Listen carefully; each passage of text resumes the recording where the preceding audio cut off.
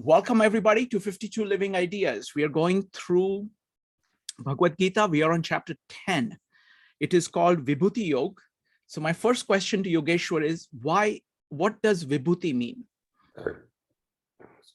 So Vibhuti, what it is actually saying is, can you see God? Where can you see the ultimate? Yeah. If you can see the ultimate in the topmost ranked thing, for example, we can see the ultimate in the good deeds that somebody does, or we can see the ultimate in the highest qualities of a person. Yes.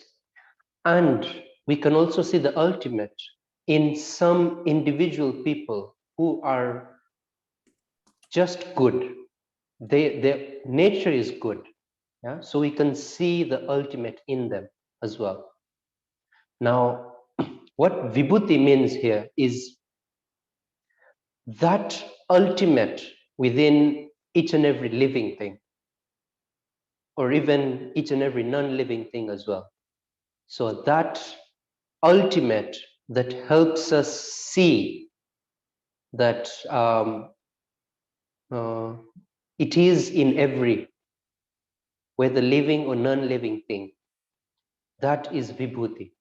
Wonderful. That is the, like, for example, we could call it the Aishwarya, yeah, which means that can you see the Brahma within everyone? So that is the Vibhuti. Wonderful. All right. So we're going to have two readings in English, followed by description of these verses by Yogeshwar. We're going to start with David, followed by Penny. David, if you could read chapter 10, verses 1 through 11. Yes, Rika, thanks. So, Lord Krishna said, "O Arjuna, just hear once again my paramount instructions, which for your best welfare I will speak unto you who take delight in them.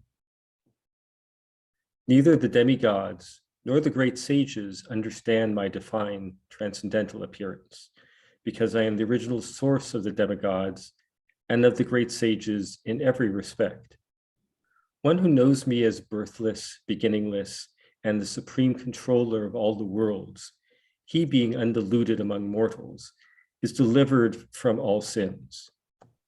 Spiritual intelligence, knowledge, freedom from false perception, compassion, truthfulness, control of the senses, control of the mind, happiness, unhappiness, birth, death, fear and fearlessness, nonviolence, equanimity, contentment, austerity, charity, fame, infamy.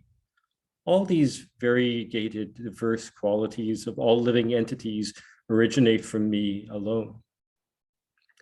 The seven great sages, Marichi, Atri, Angiras, Pulaska, Pulaha, Kratu, and Vasita in earlier ages. Also the four Manus, Svayambhuva, Svrachita, Raivata, and Uttama, all manifested from mental impulses originating from me, populated all existing progeny in the material universes.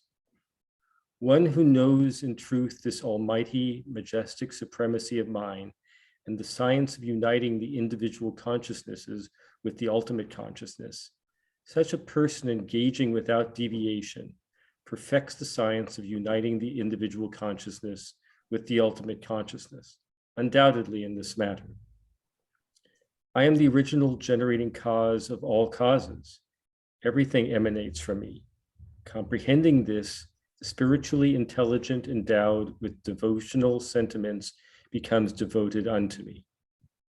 Their minds fully dedicated unto me, their lives fully surrendered unto me, perpetually enlightened one another and ever relishing my nectarian glories. Completely satisfied, they enjoy transcendental bliss. To those devotees so dedicated unto me, I bestowed the spiritual intelligence to unite their individual consciousness with the ultimate consciousness, by which they can come unto me. Out of compassion for them, I situated within the heart, certainly destroyed the darkness born of ignorance with the radiant light of knowledge. Thank you. Thank you, David. Next up is Penny. Penny, if you could unmute yourself. Okay. Mine is called Divine Glory. Sri Krishna. Once more, warrior, hear this highest word of my wisdom, wishing your welfare. To you I teach it, since your heart delights in the telling. How shall the mighty seers or the devas know my beginning? I am the origin, I the sustainer of seers and devas. Who knows me birthless, never beginning, Lord of the worlds, he alone among mortals is stainless of sin, unvexed by delusion.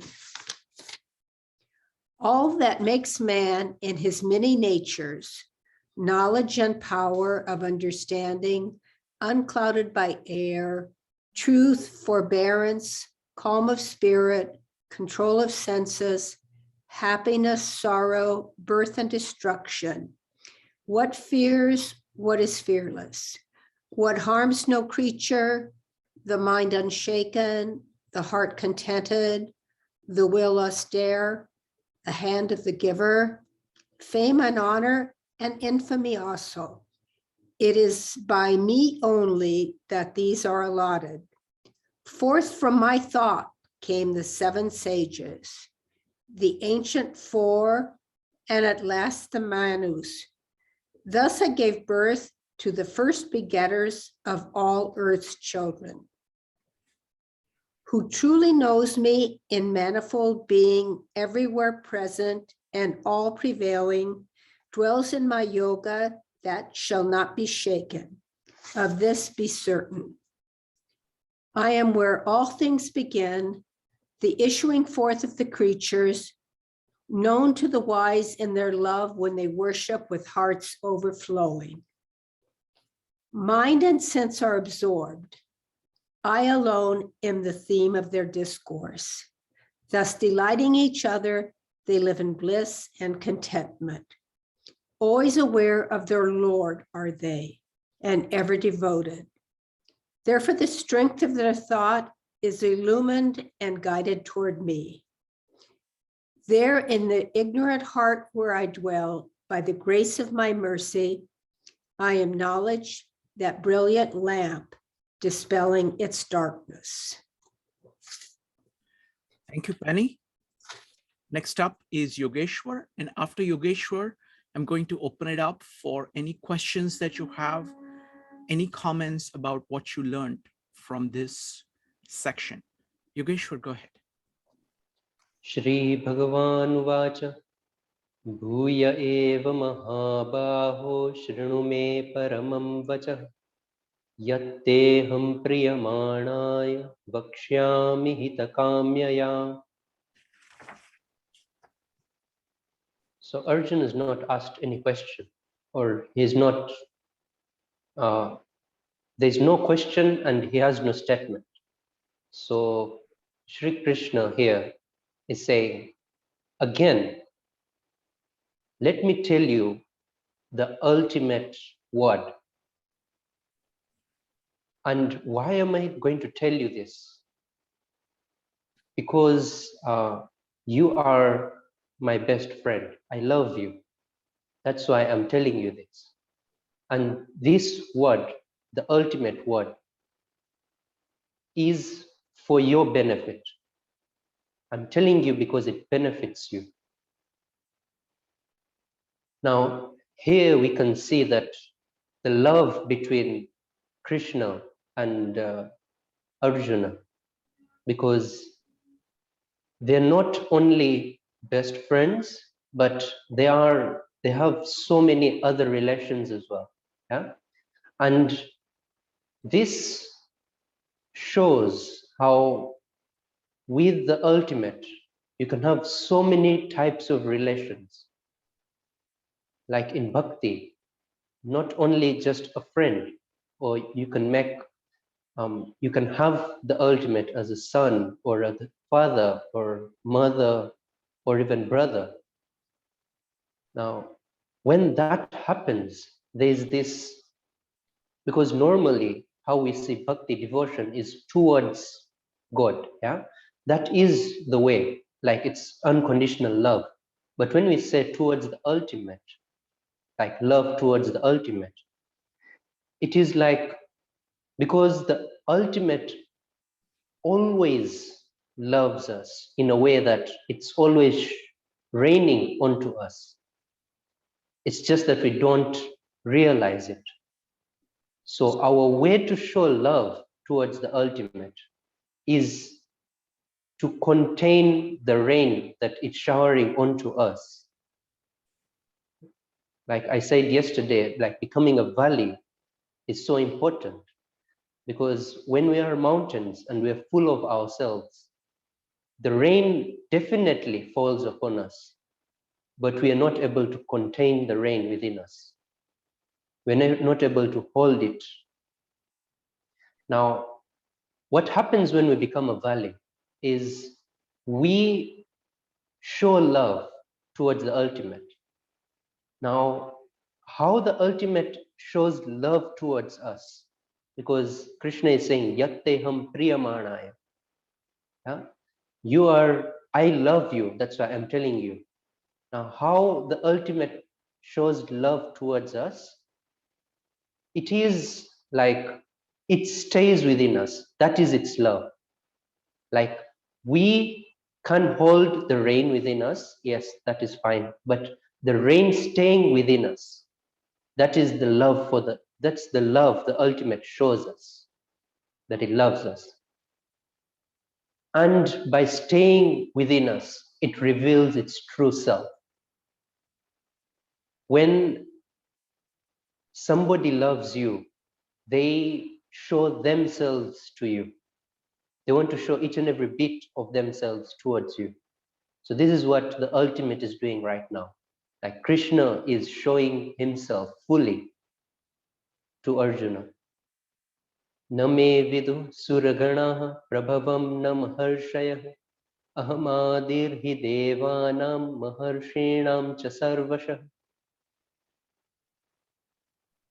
So all the great beings, yeah, whether maharshis, like the great sages who have walked the earth, or whether you could say suraganaha, means the devatas. So none of them have been able to know me. And why is that? Because aham adir hi devanam maharshinam cha sarvasha. I was there at the beginning, even before any great sage walked the earth. So this life force, the ultimate, was there before any living being came into existence. That is what Krishna is saying. Now, in this context, you see, you can't know something that is your cause, because when you are after the cause, you cannot know what was before you. And what happens is the unmanifest, when it manifests totally, yeah, and what it shows you is the manifest, and that is the most prominent thing it shows you. Now, while we are seeing the manifest, it's really hard to see the unmanifest within. It's really hard to see the cause, the ultimate cause. That's why Krishna is saying that I am the cause of everything. I was there before anything was in existence. Means I am the unmanifest. So that is really hard to know who I am. If we can get a simple example, for example, we know our actions. We can measure our actions to some extent. And science has evolved. We can also measure our thoughts to some extent. We can know the state of our mind. But it's now really hard to know the unmanifest, or what brings about the thought, the cause of the thought.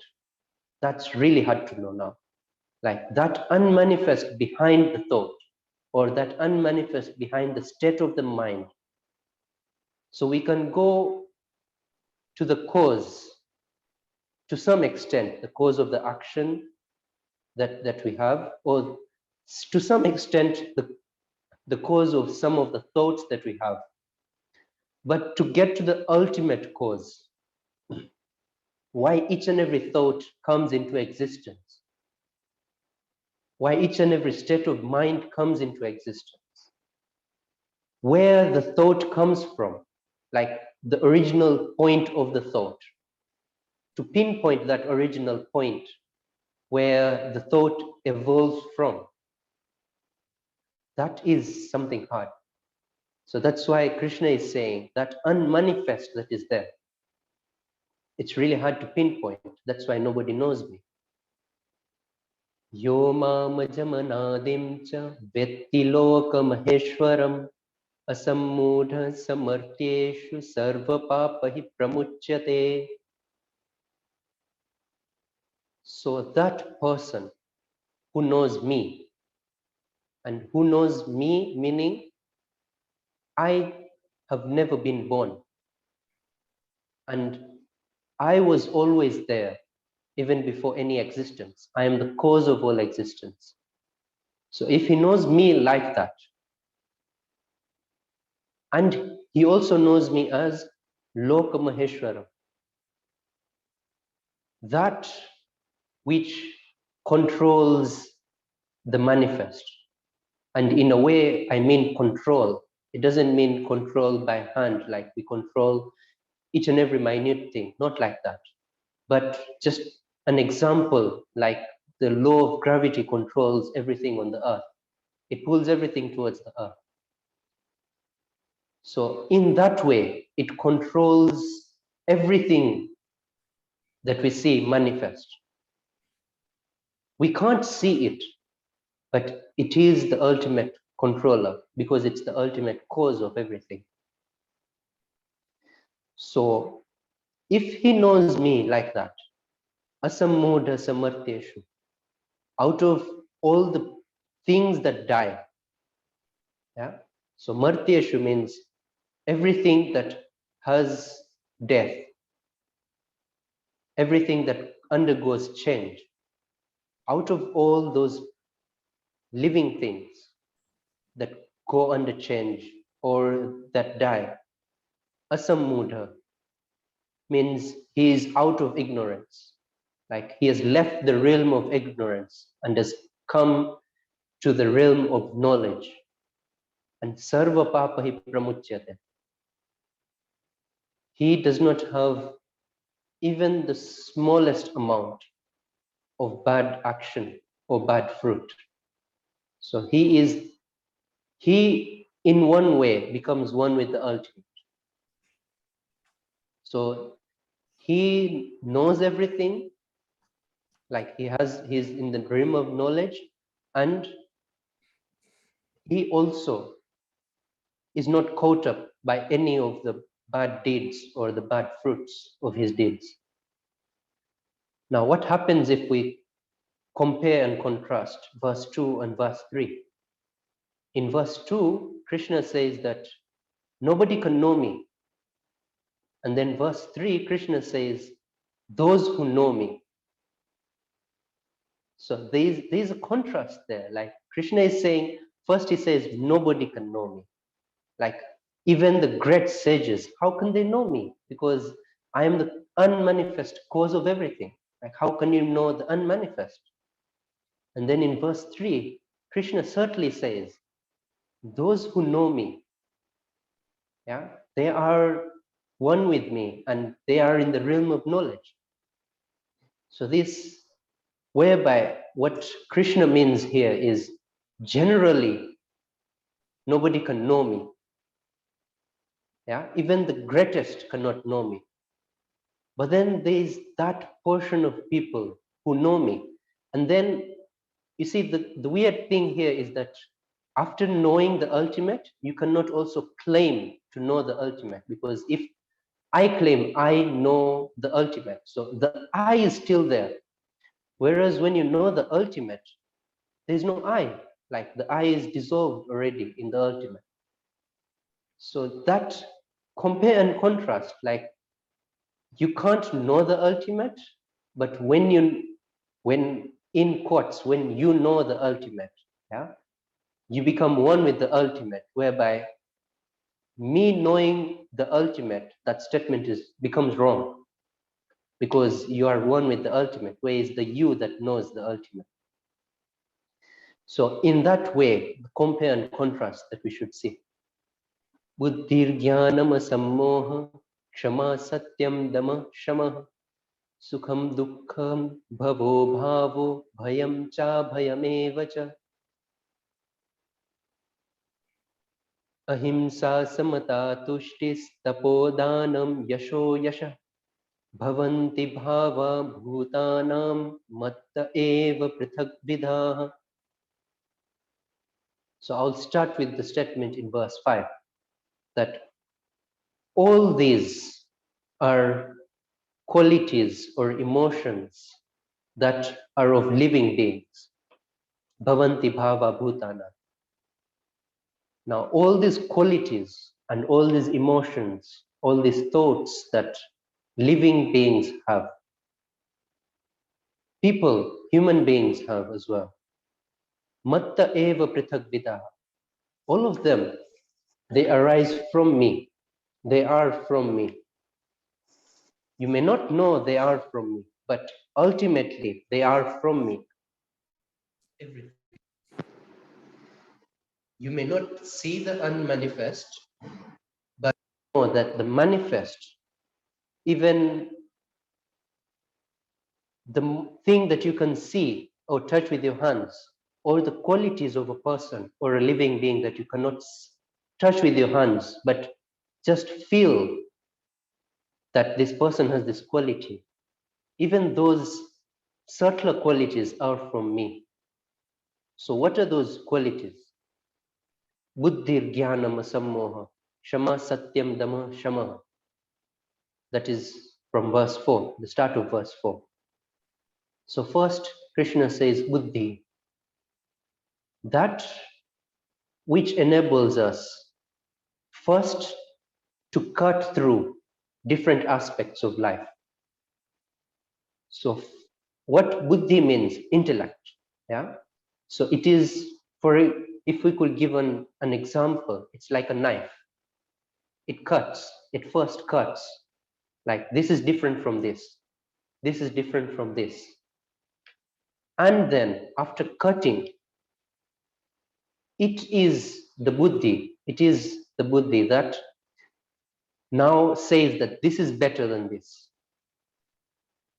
It now has some aspect of nischaya within. Like what nischaya means in a way is, chaya means to pick, to cherry pick out of all those options that you have. So nischaya means that one option that you've picked up. So that's what buddhi does. It first cuts all the different options, and then it enables you to cherry pick the best option. And then jnanam. Jnanam, as we know it, is knowledge. So whether it's knowledge about any material thing or it's knowledge about the ultimate, all that, all the knowledge that we can get. Asammoha, that which is not deluded. Like you can see some people, they do not easily get deluded into some physical things.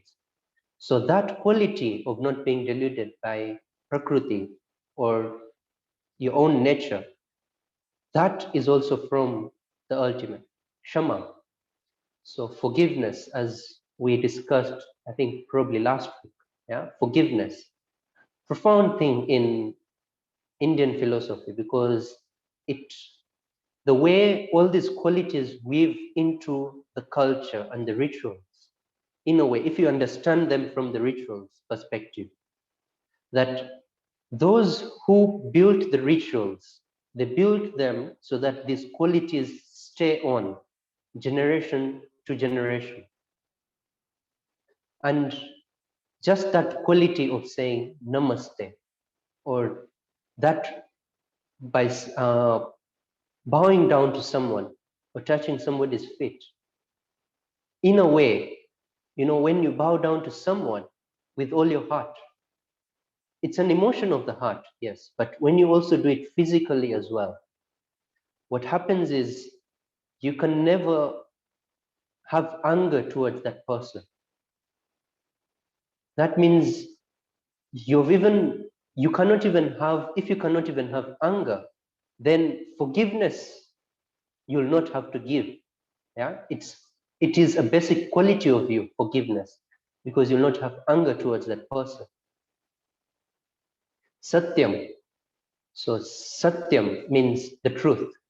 What the truth is, it's also from me. Whether it is Damaha or Shamaha. Whether it is that understanding where your mind or your intellect should go, or whether it is that understanding where your body should go. Yeah? And Sukham Dukkham, Bhavo Bhavo. Now, we always want God to be all the ultimate, to be the ultimate bliss or the ultimate happiness. Yeah? But Krishna here is saying that even the sorrow comes from me. Can you understand it like that? Yeah. Now, what somebody of the Bhakti tradition would say, yeah, is like everything that happens in my life is God's grace. It is His prasad. Yeah. So it is God's grace, and like I also accept the happiness in my life that God has given, I also accept the sorrow that God has given. Like that total acceptance is what takes you towards the ultimate, because what happens is we are so much deluded by either sorrow or happiness that we do not see beyond the sorrow and happiness. We cannot see the reality above that. And then bhavo bhavo. So whether it is being or non-being, whether it is manifest or unmanifest, that is all me. And bhayam cha abhayam, both of them, whether it is fear or that courage that doesn't include fear, that is all me. Like, can you see me in all those qualities? Here, what Krishna is doing is giving a short form of the Vibhutis. Yeah, he's giving his quality, like he's giving what reality has on the plate. Can you see the ultimate within that? Ahimsa, samata, tushti, tapo, dhanam, yasho, yasha. Ahimsa. So that quality of people, even of animals, that do not harm any other living being. And you see, even like, for example, in the culture as it's embedded, yeah, you should not even, for your own leisure, like you're just walking on the pathway and then you have a tree on the side, you should not even, for your own leisure, pick up a leaf from the tree. Because what you'll do is just pick up a leaf from the tree, put it in your hands, fold it a bit, and then crush it. That's sort of your own leisure. So that's also part of himsa, in a way. Because even the tree is living. It has the life force within. Can you see the ultimate there and not do anything that may harm the tree in any way? Samata tushti. So samata is that seeing the ultimate within each and every high and low, whether you see the best human being with the best qualities in the world, or you see the human being with the lowest qualities in the world, or even samatha between human beings and animals, because they have that ultimate in them. The ultimate is always there. And then tushti, so the santosh that you get, that feeling of this is enough, that is also me. Tapo, tapaha, austerity, so that is also me. And tapaha in the way of, you see, what we always feel tapaha is, yeah, is maybe just not having food for the whole day, or what we feel is maybe standing for the whole day, or standing for years, or maybe going to the Himalayas and performing all this austerity. So that is, in a way, physical tapa. But what sometimes Krishna gets to, like for example in chapter 5 with tapa yagya, yeah, is tapa is something, for example, so subtle as well, whereby you have an understanding that this is good for me, this is bad for me. Now, after having that understanding, that urge that you get even to do the bad thing, now just look at it. For example, you want some nice food, you know it is sugary, and maybe you're diabetic, so you know it's sugary.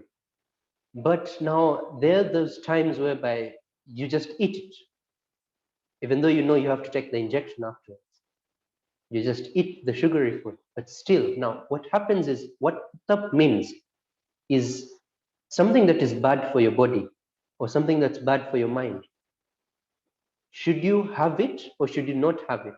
Now that urge that is in between, can you look at it and see that it is different from your nature?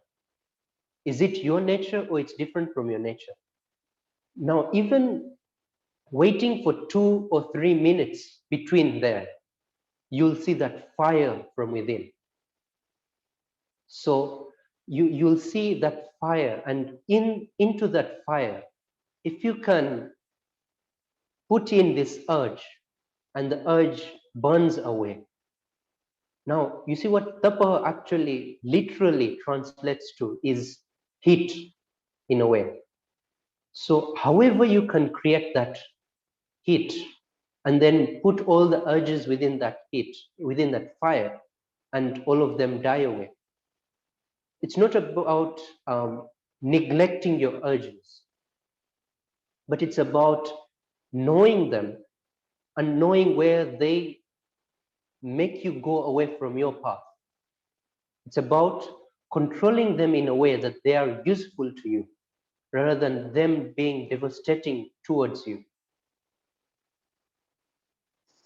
Dana, charity, which is towards whoever needs, whether it is a poor person who needs food, or it is some organization that is doing towards the elderly, or doing some good towards the orphanages, or doing good towards those who need medical care.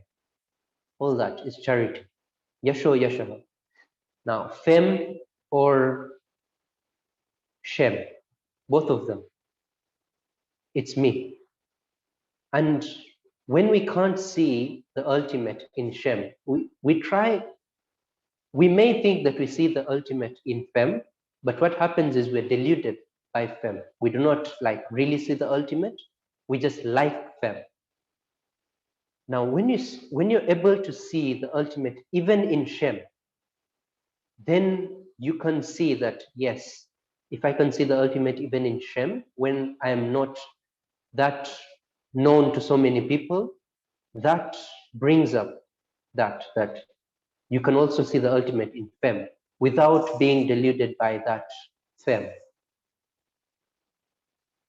Maharshaya sapta purve chatvaro manavastatha madbhava manasa jata yesham loka imaha prajaha. So everything, whether it is the great sages that have been on this land, or it is the four manus that have been on this land. Mad bhava manasa jata, yesham loka ima praja. So all the manifest that has happened, it is from me. Mad bhava manasa jata. What it is saying here, what we know as mind right now, yeah. So according to science right now, we know the conscious mind, thoughts and the emotions and all that, and we know the unconscious mind. So we know that unconscious portion of the mind. Now, what Krishna here is saying that if we look from the human being's perspective, there's the conscious and the unconscious. Now, even from the ultimate perspective, yeah, what mind here means metaphorically, because the ultimate would not have a mind or emotions like we do. But what Krishna here is saying is that like we have this from the unconscious, there is a thought that comes to our conscious. And then from the conscious, it comes into action. So in the same way, I, the unmanifest, come into manifest through a process. And that process, you could metaphorically call it the mind. You could metaphorically call it the conscious mind, because it is that process through which I become manifest. Etam vibhutim yogam cha mama yo vetti tattvataha so vikampena yogena yujyate natra sanshayah. So I have told you in summary what my vibhuti and what my yoga is. I've told you in summary. So whoever knows this vibhuti and whoever knows this yoga, that person ultimately can become one with me, can become one with the ultimate. So vikampena yogena yujyate. And there is no doubt in that. Natra sanshaya. Now, what happens is we need a way to see the ultimate, because the ultimate is truly unmanifest.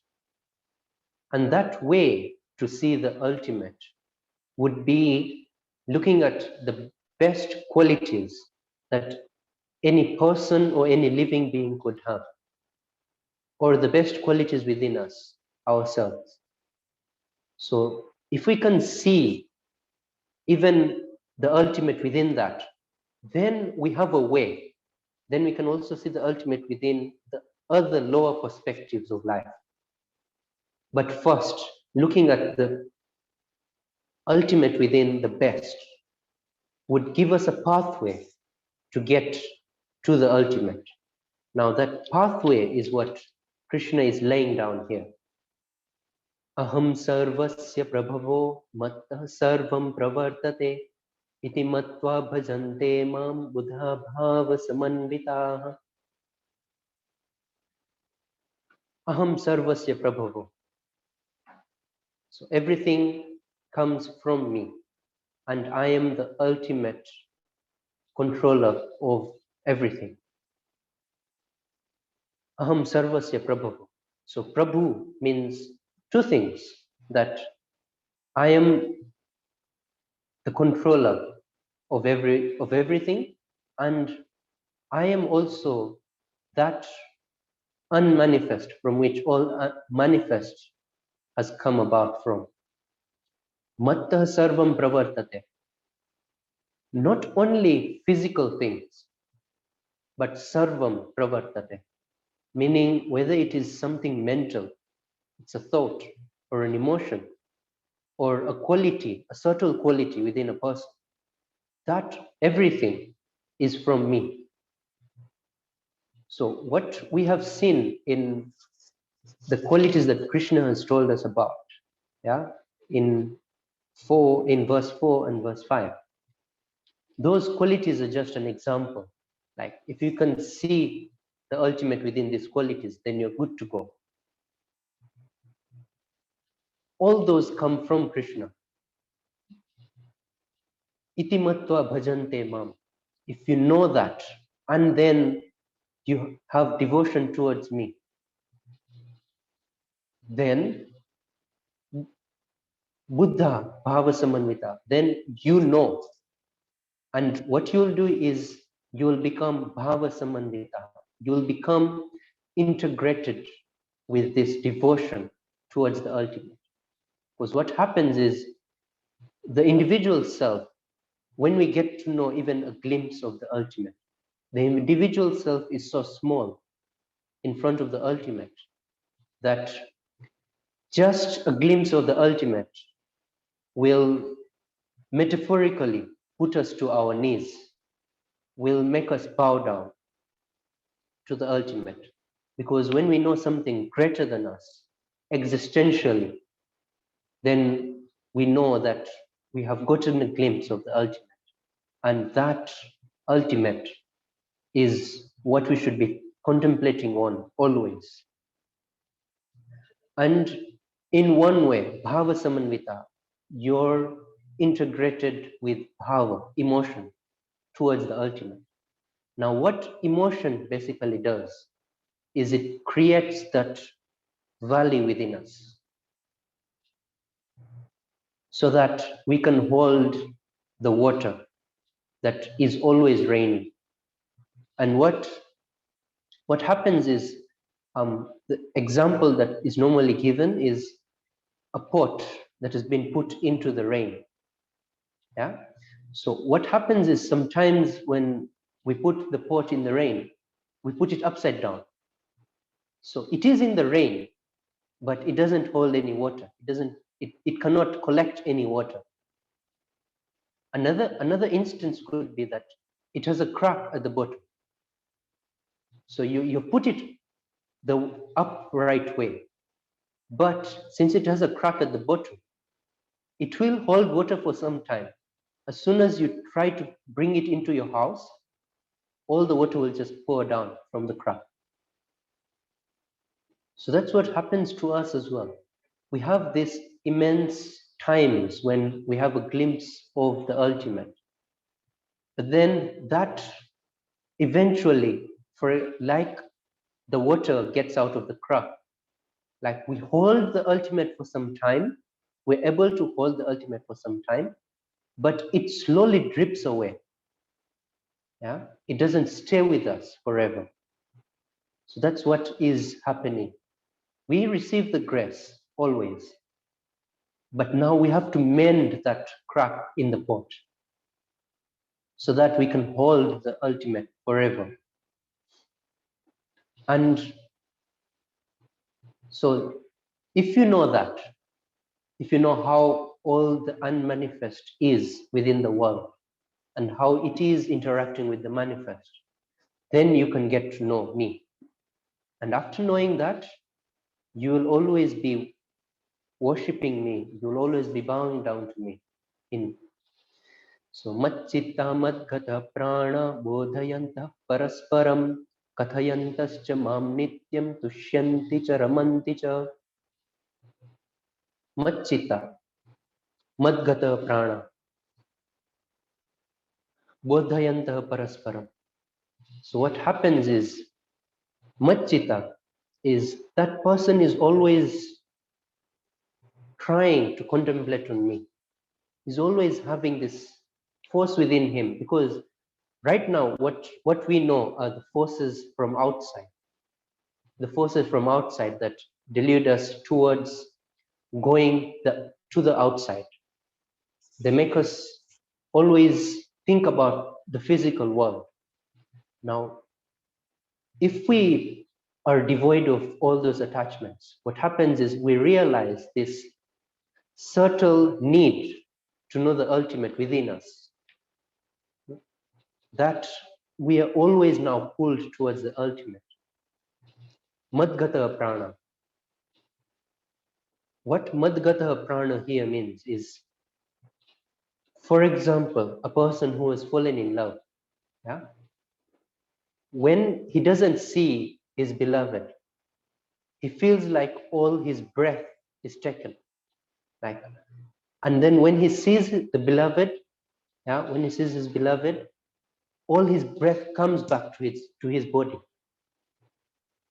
So prana means breath, and madgata prana means all his breath is in me. So like the beloved, if is not seen, all that breath is taken away. Like all that breath, it is metaphorically like it is within your beloved. It's not within you now.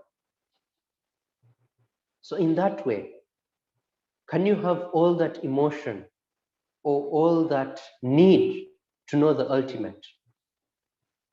And then what happens is bodhayanta parasparam kathayantas chamam nityam. Those who have gotten a glimpse of the ultimate, they will always between themselves, bodhayanta parasparam, between themselves, they'll always want to be talking about the ultimate. It's like this person who is a favorite of everyone and is being talked about everywhere. And then he's being given all these qualities and all these nice things so that he, in a way, you see, when we see our beloved, like, for example, if I can just give an example, when we say that you're the most beautiful woman I've seen, yeah, it is not a statement of logic. Like, you cannot see it logically. Like, I give an example, like, if somebody, if a logician, if a philosopher comes and sees that, let me map all the beauty of each and every woman on this earth, and then map it onto this woman, this lady that I'm seeing in front of me. No, she's not the most beautiful. Yeah, there are more beautiful ladies out there. But what it is from the perspective of this person who loves the lady, it is his perspective. And at that moment, he's saying the truth. He's not saying a lie. That's for sure. So from his perspective, because of his love towards her, she is the most beautiful compared to any, like, because he loves her. Yeah. So in the same way, and then he will be talking about her everywhere, even with his peers or even with his parents, everyone will be saying, this is the most beautiful. This is the most beautiful. I've not seen anyone more beautiful than her. But what it actually says is that you love her more than you love anyone else at this moment. So that's what it is. And that's what happens when you get a glimpse of the ultimate. This is just an example. Even more happens when you see the ultimate, but at least we get a context with an example. It is not that everyone else will say that this is the best thing to pursue, but when you get to it, for you, it will be the best thing to pursue. And you will make up all these conversations around the ultimate. You see, saying the most beautiful, it will not get to a logician, but when that person himself says that the ultimate is the most beautiful, he's saying the truth and nothing else. From his perspective, he's saying the truth. So if we can see from the perspective of the person who is saying the words, then we can know the truth better rather than seeing from our own perspective, whether it's true or not. Because from our own perspective, somebody else will be more beautiful and will like to talk about somebody else. But from the perspective of a person who has known the ultimate, who has been enlightened, from that person's perspective, this is the most beautiful thing you can have. And then they'll describe, like in the Bhakti tradition, in the Bhakti Sampradaya, there are all these descriptions of Krishna. Yeah, maybe these descriptions are not of the person, like the body that Krishna represents at that time when he was alive. But it is true in a way that if you can see that in Krishna, because they see the ultimate in Krishna, And ultimate never dies away. They're not talking about the body at all, the physical body. Because even Krishna says, those who know me as the physical body do not know me. So those in the Bhakti Sampradaya, what they do, they're not talking about the physical body of Krishna, like it was the most beautiful, yeah, and he had this sorts of most beautiful complexion and curly hair and all that, yeah. What they're talking about is what's the most beautiful perspective you can come up with, and then you put it onto the ultimate. It's not about the physical body at all, but it's about this that you have towards the ultimate. Now you want to describe the ultimate, you don't have words for it, but you have to describe from your perspective at least something. So that's the perspective they have for the ultimate. It's not wrong. Just look at their perspective, and then you'll know that even that is true. They and tushyanti cha ramanti cha. So they will be totally satisfied with the ultimate that they see, yeah, and they will not want to go anywhere else apart from that. And ramanti cha, they will always be dwelling within the ultimate, always be playing with the ultimate. Like ramanti literally means playing, yeah. So you'll be playing with the ultimate, like playing all these sorts of, for example, like any word I give to the ultimate is ultimately true. Whether I say he has curly hair or he has a dark complexion, it's ultimately true, because for me, from my perspective, yeah, it's the most beautiful thing I can think about. And that's what I ascribe to the ultimate.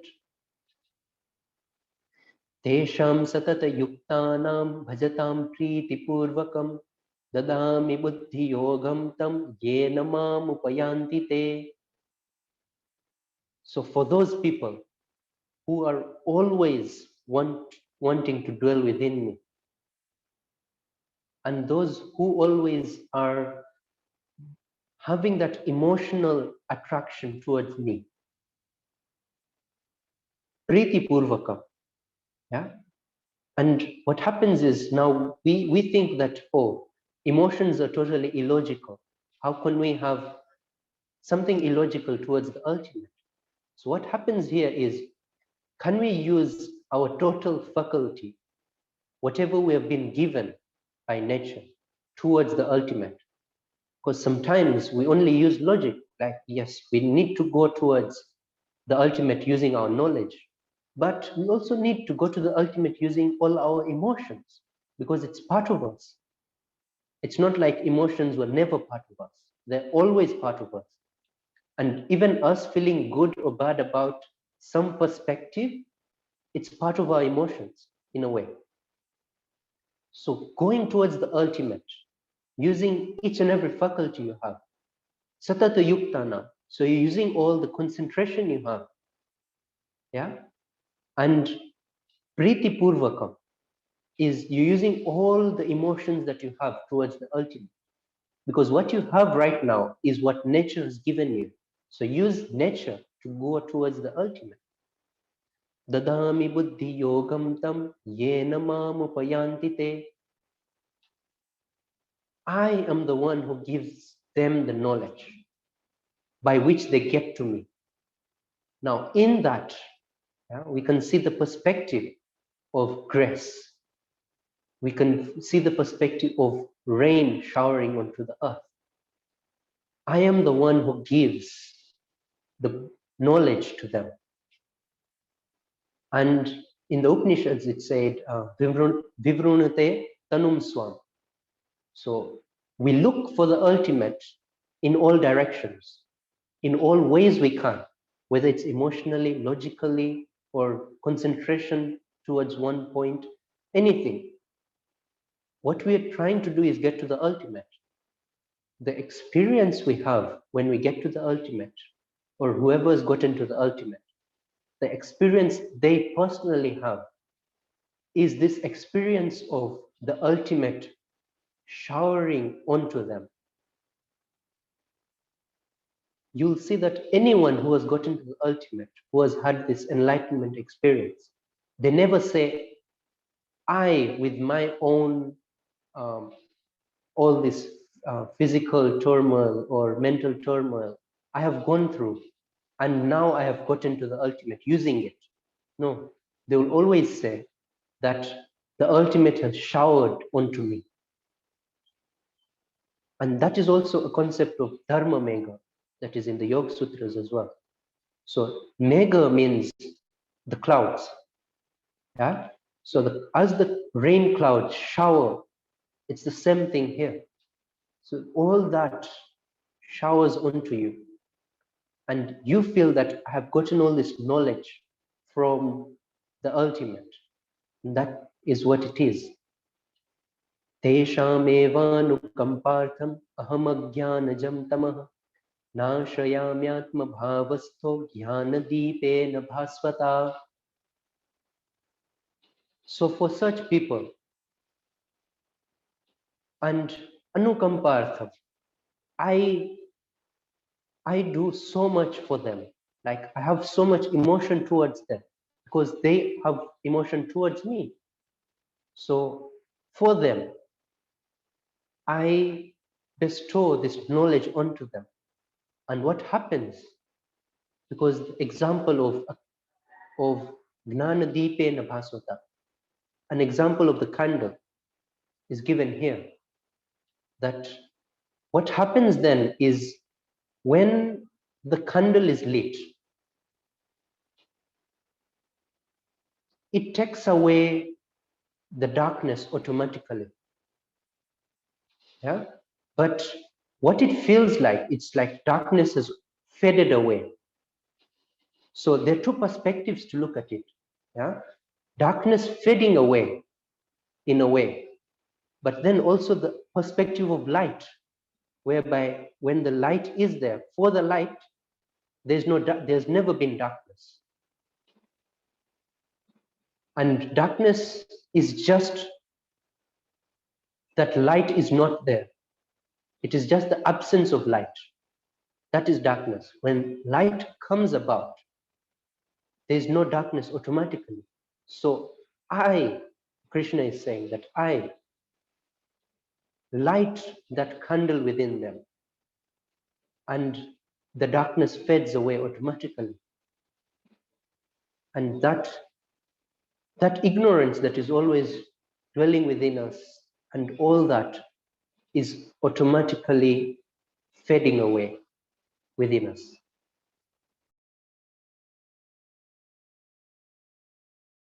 Thank you. Thank you, Yogeshwar. Folks, now we'll take any questions that you have on this part or any comments about what you got from this part. Please go ahead and type exclamation mark if you'd like to share. We'll start with Evanik. Yeah, so a couple things that I got that I thought were significant for me is that when Yogeshwar was talking about, you could see the qualities of Brahma in a person. When you see them, it's unspeakable. And then, I always think about it, whereas I always tell people I can tell, not that they're a good or bad person, but, if they're being authentic or not. And it could be like just talking to them, or you just like you feel something from them. So I kind of connect it with that. It's like you kind of get a vibe from them, whether they're being authentic with you or if they're not. And so that was one thing. I think when he talks about total acceptance of sorrow and happiness coming from Krishna, that both come and that you have to accept it. I think it's accepting life. Like in life, we're going to be happy sometimes, and in life, we're going to be disappointed. And like, you're never going to get all that you want in this life. And it's just accepting life on life's terms and accepting both the good and the sorrow and the happiness. I think that causes, and I think Yogeshwar talked about it in previous meetups, where he talked about there's a peace, because no matter what happens to you, if it's coming from the core, it's peacefulness, right? You'll be sad about certain things, but there is a piece where it won't affect you in the way that it affects other people. And I think the last part is about the ultimate. And I what I got from that was like the ultimate is personal and enlightenment is personal. When he was comparing it to a man liking a woman who may not be which other people may not be attracted to, but he's attracted to. Like she says, not the most beautiful woman in the world, but to him, it's the most beautiful woman in the world, right? Because he loves her. And I think that's the way he described the ultimate. And I got that because enlightenment is personal. Like once you get it, it's great for you. And so listen to the person that says that when they're talking about their ultimate, and not discredit it because it's not your version of it. So that's what I got. Thank you both. Wonderful. Thank you. Thank you, Evanik. Elena, could you ask a question? Your questions are very, very good. Your comments tend to go off topic, but please ask a question. All right, staying on topic. Thank you for pointing it out. All right, so my question is the manifest and unmanifest. So we start with unmanifest, and through action, in this material world, we make it as what it is, as the material, as physical, etc. So that's 10,000 things and such. So my question is, there was a point, Yogeshwar said that when we pick and choose before the action happens and through action. So could you please just speak about that? So we're in the process of going through from ultimate and manifest into manifest, and there is a point of that contemplation of what would be done in reality, in material world, in Maya. So how do we, would you just please speak about that? Thank you. Thank you, Elena. So I will expand that question, Yogeshwar. Talk a little bit more about manifest and unmanifest and the distinction between them, and Elena's question. Please go ahead. Yeah, so manifest and unmanifest. What we could talk about in the perspective is, one perspective is like reality as it is, even without us. So what happens is the unmanifest is like this underlying truth that is always unchanging. And then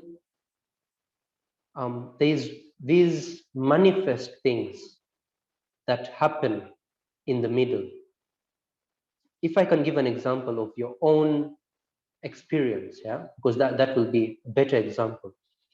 What happens is you are always there, like I, whether it is the young you or the elderly you or the old age you. So you're always there. But now there's these emotions that come, all these emotions and all these thoughts that come. So the thoughts we know are the manifest. They're all part of the manifest. And what happens is below that, there's that unchanging that is always there. Because how I viewed myself, yeah, when I was young, the view is totally different, but I am there. And I am always going to be there, whether I'm young or I am a youth or I'm elderly. The I is always going to be there, and that won't change. The view of the I through emotions or thoughts or age will change, and that's the view only changing. But that I is always there. Like that is nature, and that is the underlying reality. Like reality is there. And this is just an example. So reality is there, but then it has this way of showing itself to the manifest. And this is this world, this whole world. And how it interacts is through this channel that we call the mind. And according to, let's say, the mind is sort of just a process in a way. So if there are no thoughts in a way, we'll say this person has no mind because there are no thoughts. So in a way, look at the mind as a process rather than a concrete something. So that process through which the unmanifest becomes manifest is that. Wonderful. Thank you. Thank you, Yogeshwar. Folks, what I'm going to do is that I'm going to again present my summary of whatever I have learned about Gita in a very simple diagram. Yesterday, the diagram I used was too complicated. So I'm going to use a very simple diagram to do that. And I invite comments. So I'm just going to go ahead and put that down and then go for comments. But before that, there is a question from Penny. Penny, go ahead.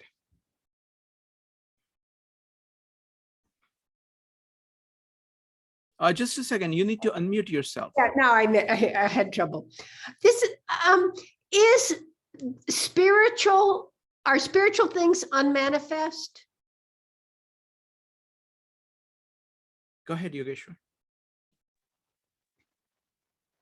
Yes, so spiritual is unmanifest. So the ultimate is unmanifest.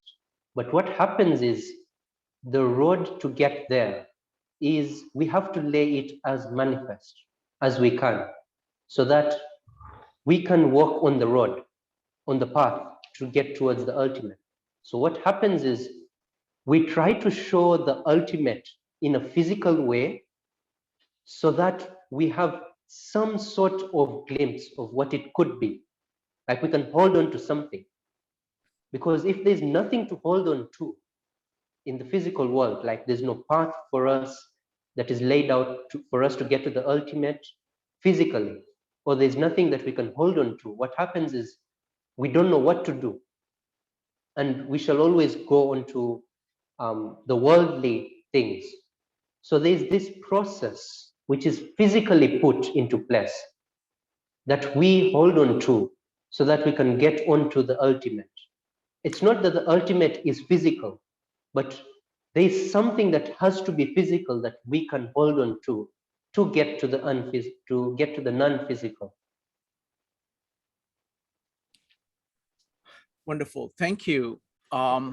Folks, your questions take priority. So if you have questions, go ahead and type exclamation mark. Next up is Marco.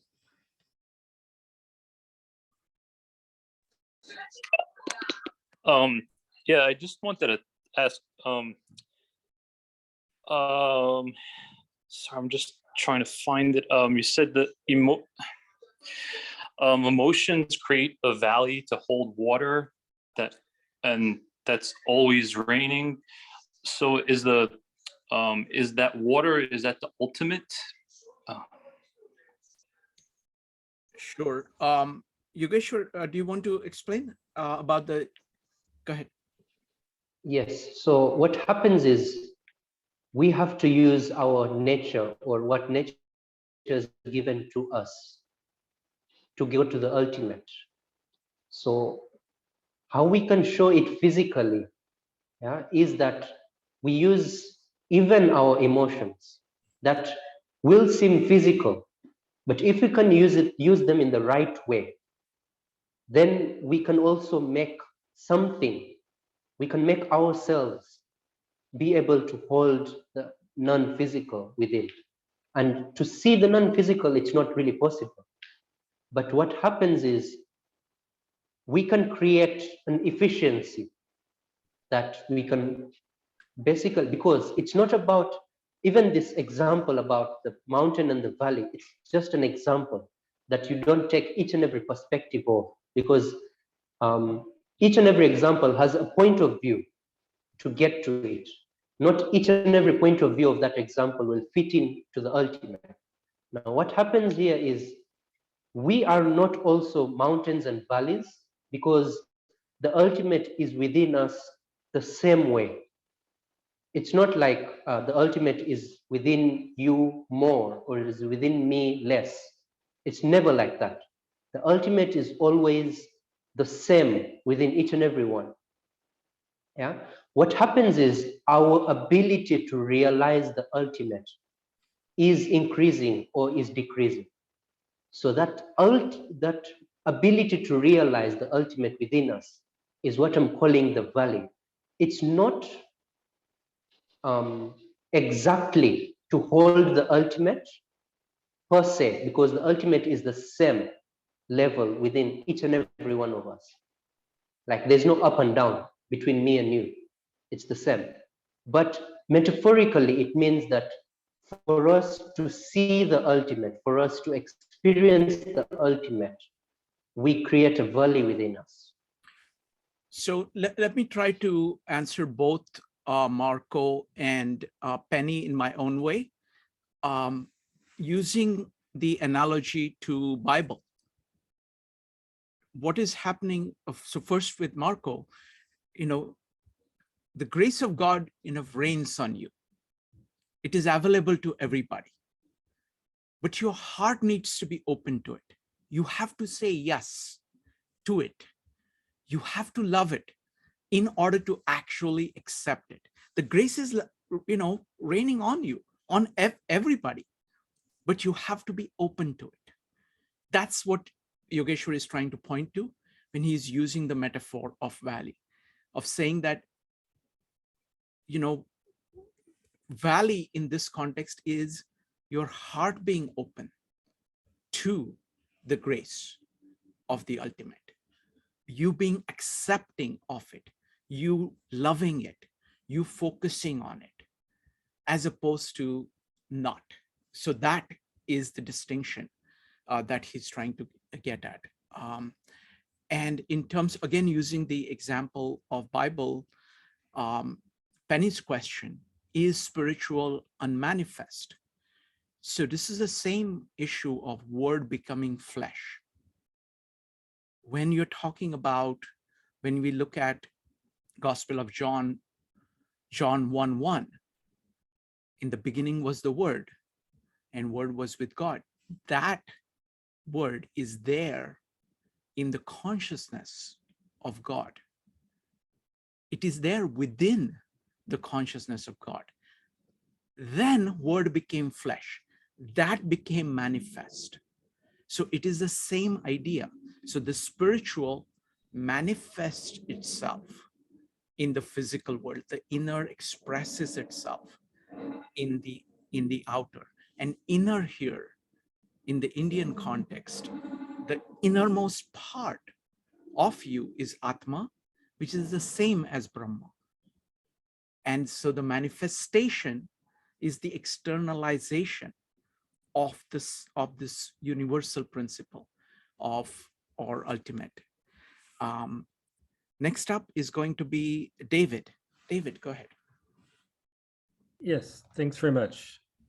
I guess one of the clarification, or not sure the question, but basically,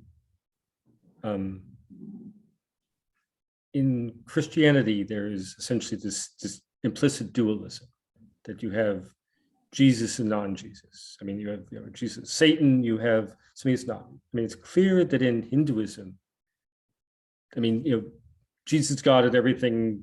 I mean, there's a little bit of a difference between good and bad. I mean, in Hinduism, it's clear, especially in this verses 4 and 5, that all goodness, all badness, death, birth, everything is Brahman, and the ultimate consciousness and the not ultimate consciousness is Brahman, and that all of this is Brahman meeting Brahman, the opposite, that Namaste, we're meeting ourselves, we're meeting the God in us, but there isn't anything that's not God in this. It's not like that there's a part of this that's sort of bouncing around. It's that everything that we need to eventually accept that this is all God. I mean, the good and the bad, the pieces that aren't the ultimate consciousness are the ultimate consciousness as well. So go ahead and ask it as a question. And so I'm trying to say is that a correct interpretation, and how in Buddhism there's a sense and there's some Let's not parable. get- No, hold on. I'm trying to, no, just a second.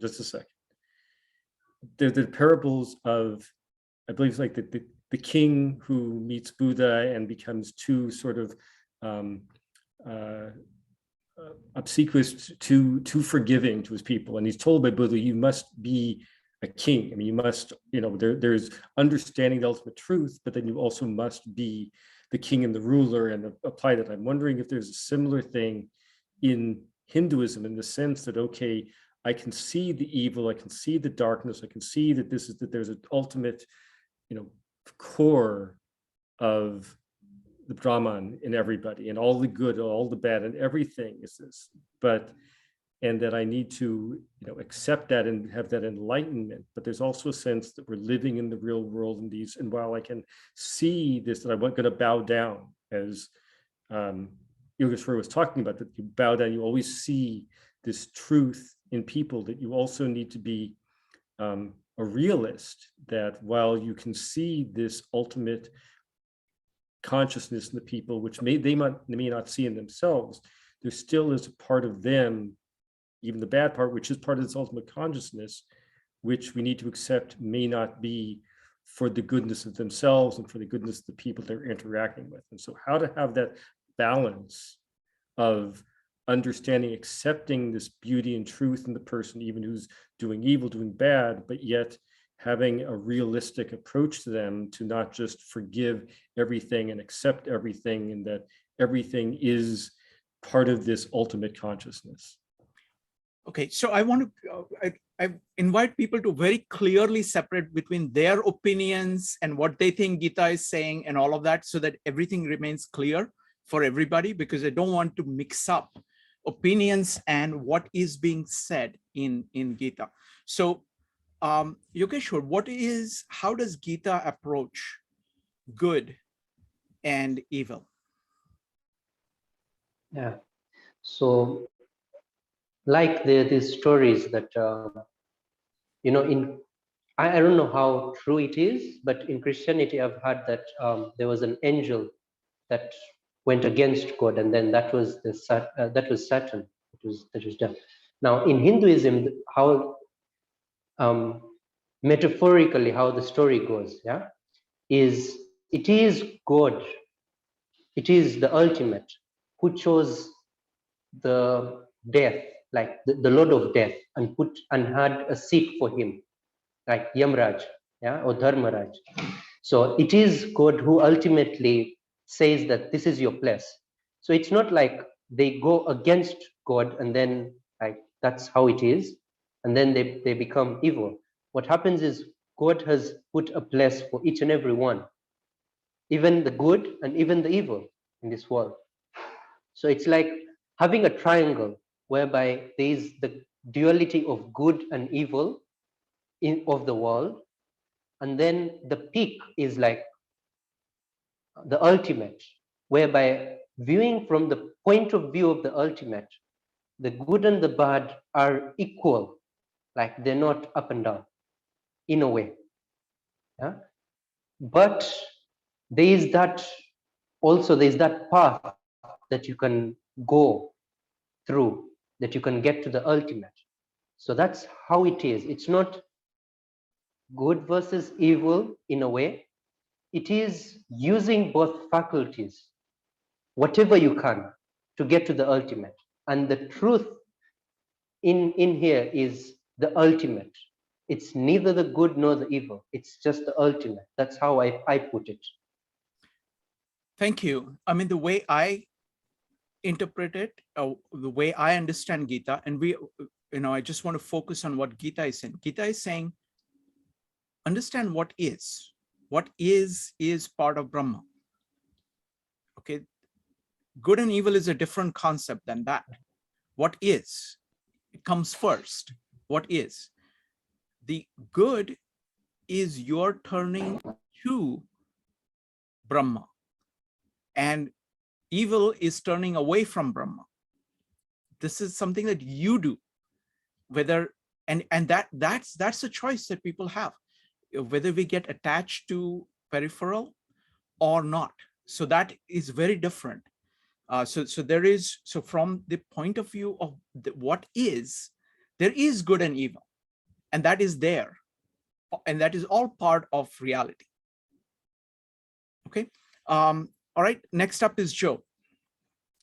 So I don't want to go down that path too far, but it's going to be similar where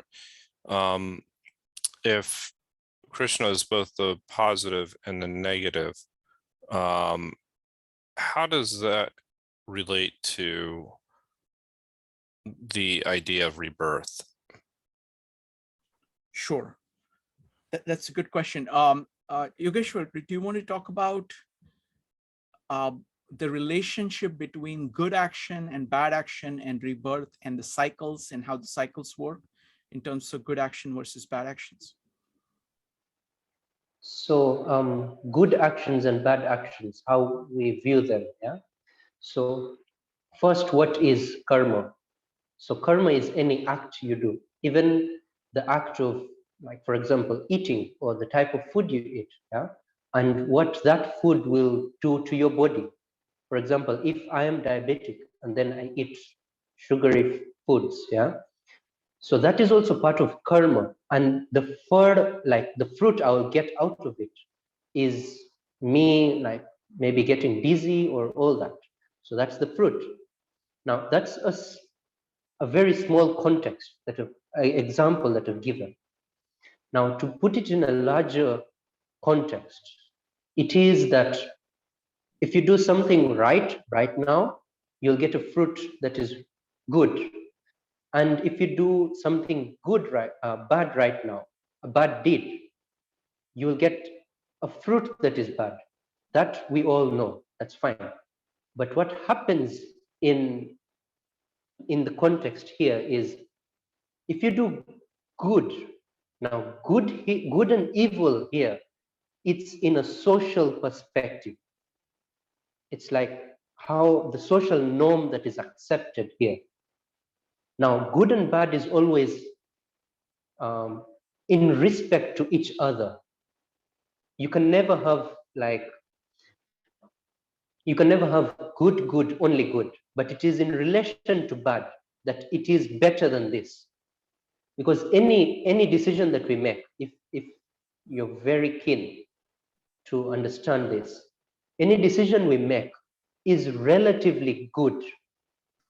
It's relatively better than the other decision that we take. There is no good or bad. It's like relative goodness and relative bad. So what happens is we get such fruits after doing the action.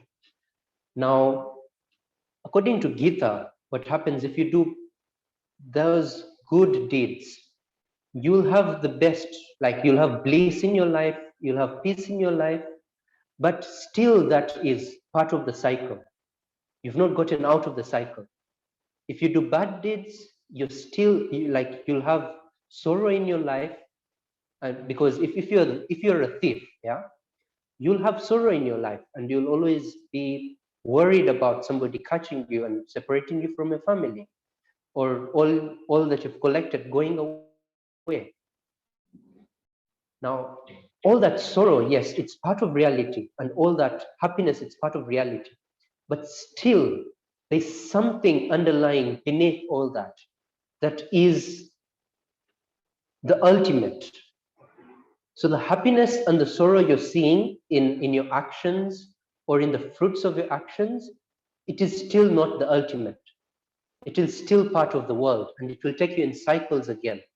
Because what happens is, when I give charity out, I feel all those emotions.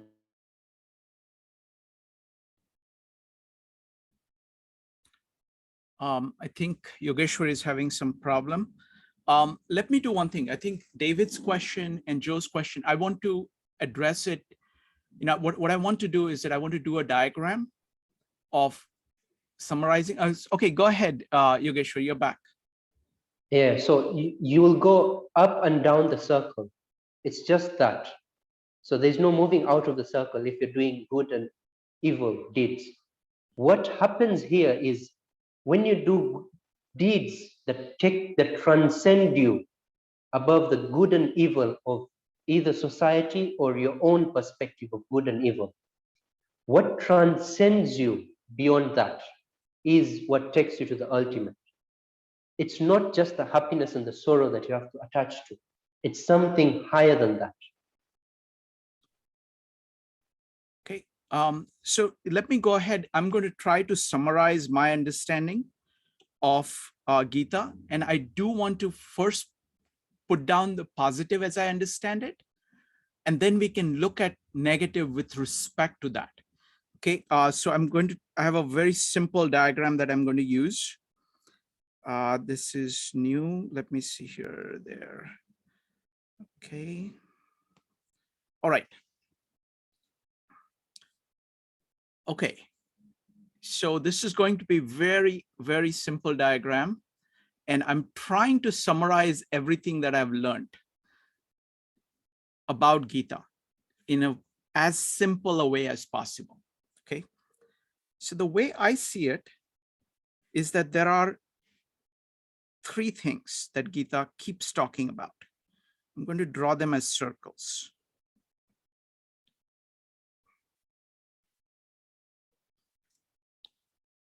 I'm going to do it about the same size. Okay. These three circles. They have different names. I have 1, 2, 3, 4, 5, 6, at least 1, 2, 3, 4, 5, 6, 7 different ways of describing each of these. Okay. And I'm just trying to get these general patterns down. Okay. At one level, you can say that this is Atma. That is the core of your being. You can say this one is Brahma. That is the ultimate, the universal principle, God. And this one is Vishwa, which is the world.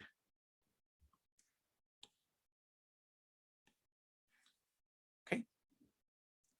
When it comes to different yogas, before that, I'm going to talk about parts of you that it deals with. This is your heart. This deals with your heart. This deals with your mind. Mind is what you use in order to get of asking, what is it? What is it? And this is about your action of the body. So this is about your emotions. This is about your thoughts. This is about your actions. If you look at it in terms of yoga, this is Bhakti Yoga. This is your devotion at the core of your being. This one is Jnana Yoga. This is knowledge of the ultimate. And this one is Karma Yoga. This is action in the world. All of these are circles like this. This one is going up towards the ultimate. This one is shaping everything in the world.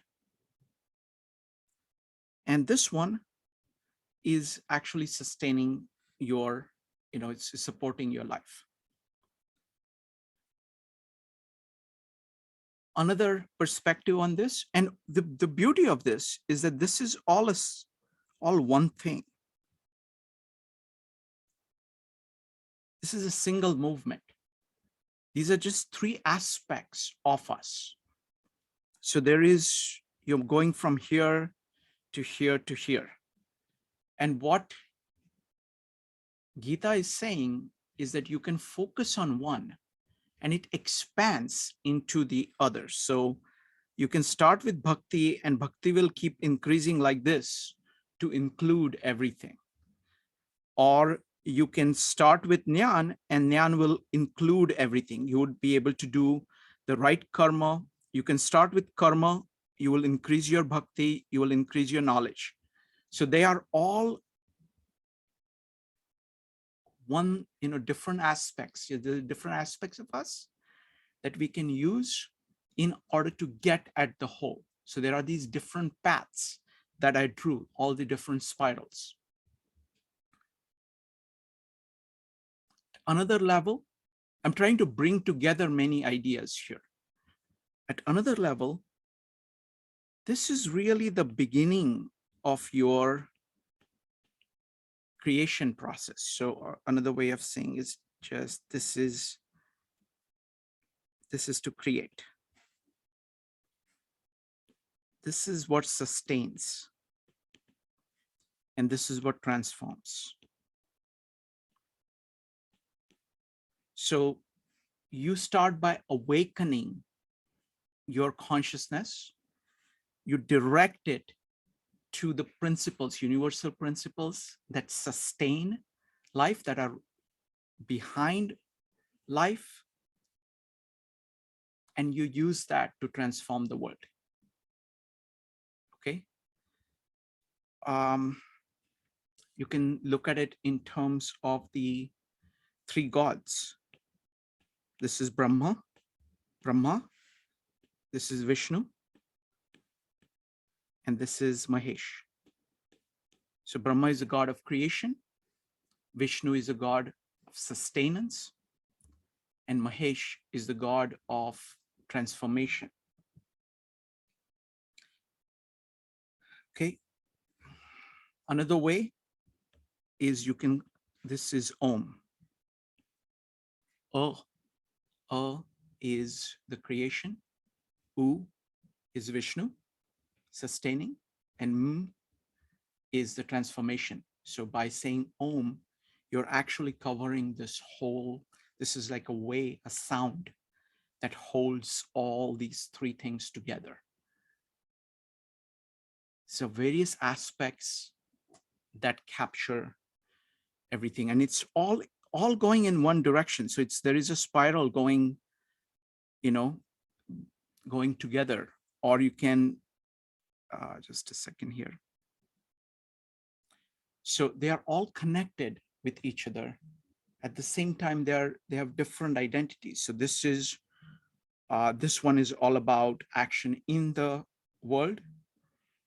This is all about the knowledge of the ultimate, of the universal principle. This is all about directing your own consciousness with devotion. So that is my quick summary of what I understand, what Gita is saying about what is. And so I want to take some questions here or comments. This is a very, very simple diagram. I've tried to keep it as simple as possible, but it brings together many, many aspects that we've been looking at. So I invite you to comment on it or ask any questions that you may have. Elena, go ahead and ask your question. This is great. Really great. Like we need more of this. Yes, just it connects it. Thank you so much for just summarizing it. Thank you. And really, I really do mean it. And my question is, so going into transformation, karma, action, and Mahesh, the god, why does he have to be? Why do we need to go through this transformation? What's the, because it's a circle, right? We just Sure. are sitting there and observing. Yeah, let me answer the question. And then you can ask another question if you want. Basically, this is, if you look at it this way, there are two axes here. This is the inner and this is the outer. This Mahesh is all about transformation of the world. It is all about changing the world. That is, it's all about acting. Your living, your eating is part of doing karma. Your cooking is part of doing karma. You are feeding somebody else is part of doing karma. So why do we have to go through karma? In order to live. So this is the external part of our life. If you say just this much, see, the important thing here is that all these three things are part of us. You can't live without all three. Another way of saying it, there are three things you need to understand. You need to understand. First question is, who am I? This is the I. Okay. Who am I? Second question is, what is the world? You have to understand the world. And third question is, what are the ultimate principles? What are the universal principles that shape everything? Or who is God? What is Brahma? You cannot function without all these three. So that is why you have to do karma, because that is the way that, because without it, actually none of the other two work. You can ask a follow-up question if you want. Go ahead. So I guess just this is how the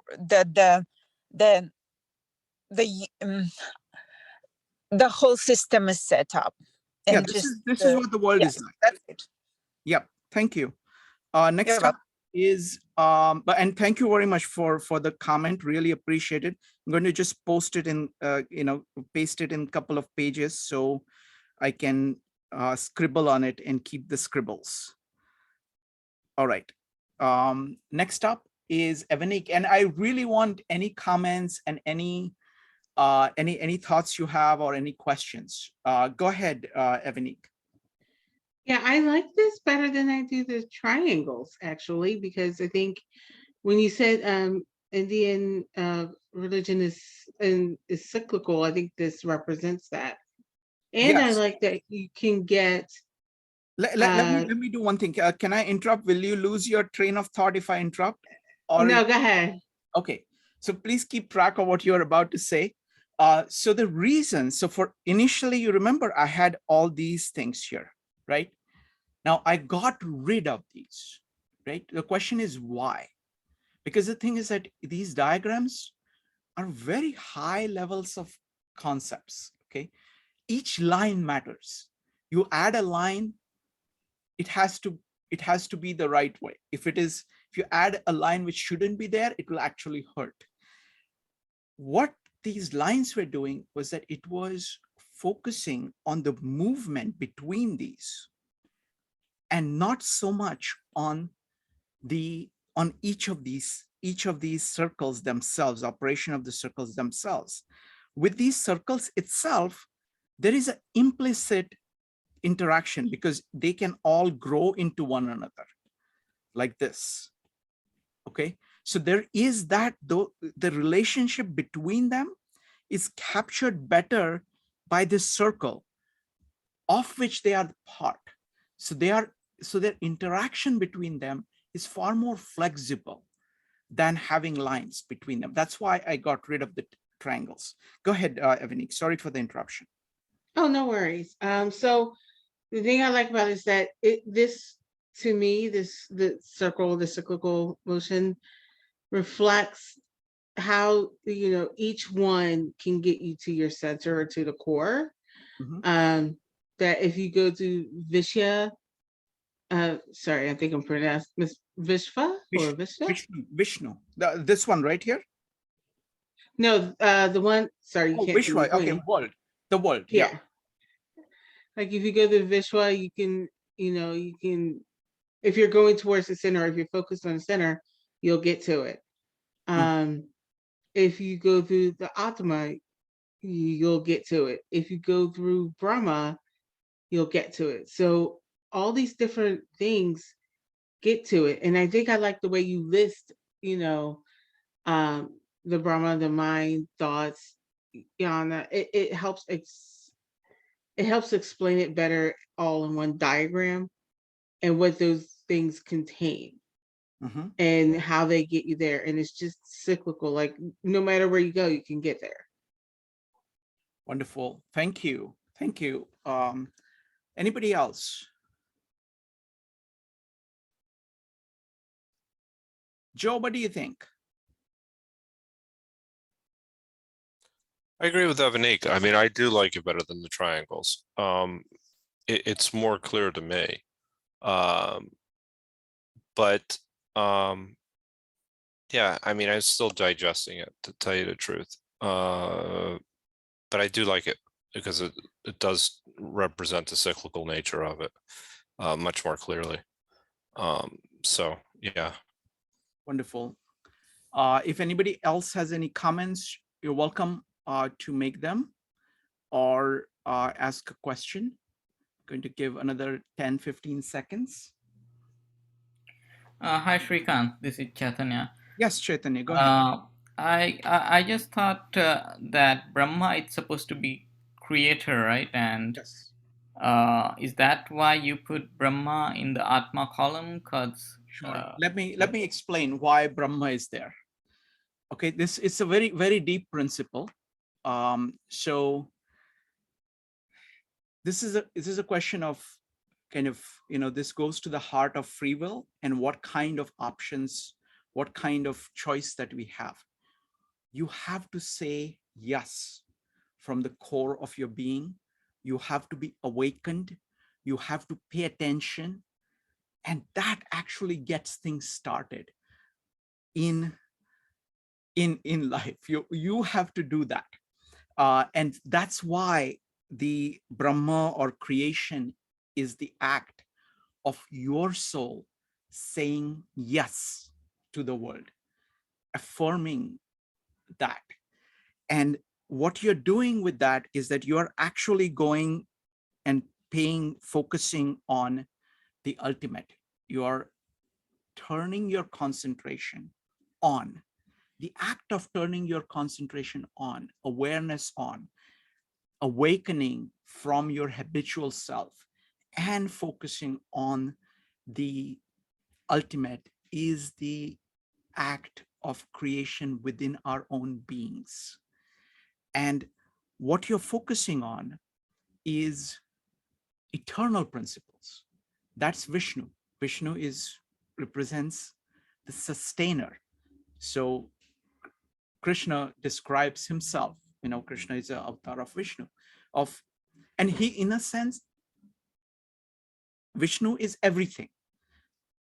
In a sense, in some ways, in a sense, Brahma and the world and Atma are part of the sustaining principle. But what you are trying to do is you're trying to understand the sustaining principle. Now, the thing is, you're not really going to understand the sustaining principle. You are going to try to go towards it.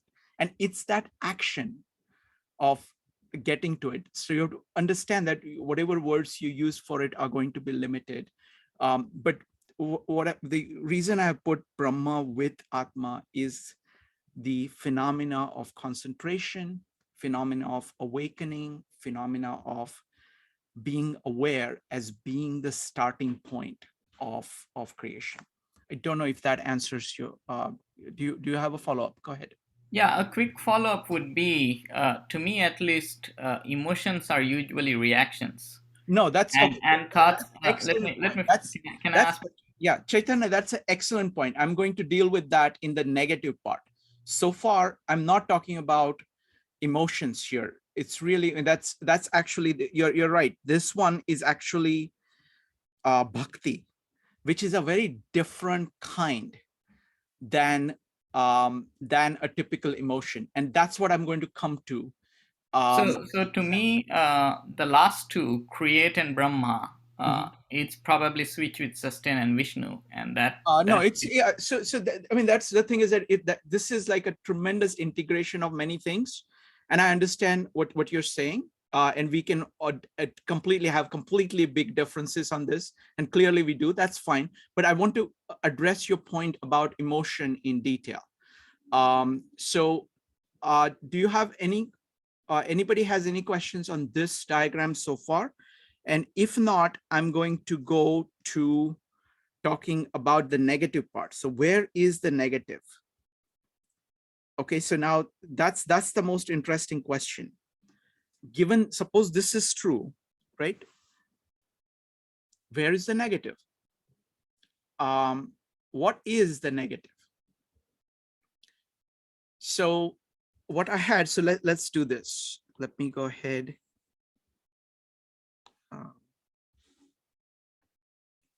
Just a second.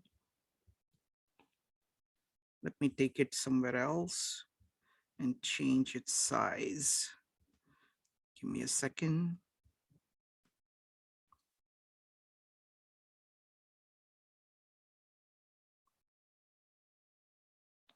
Can you guys still read it? Yeah, okay, very good. So let me get this.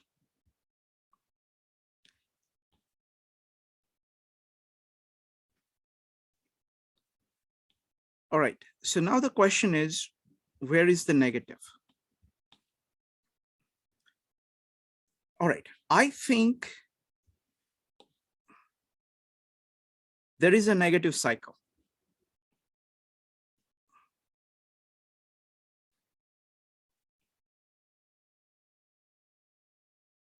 I'm keeping it aside for now, and then let's see how it interacts, okay?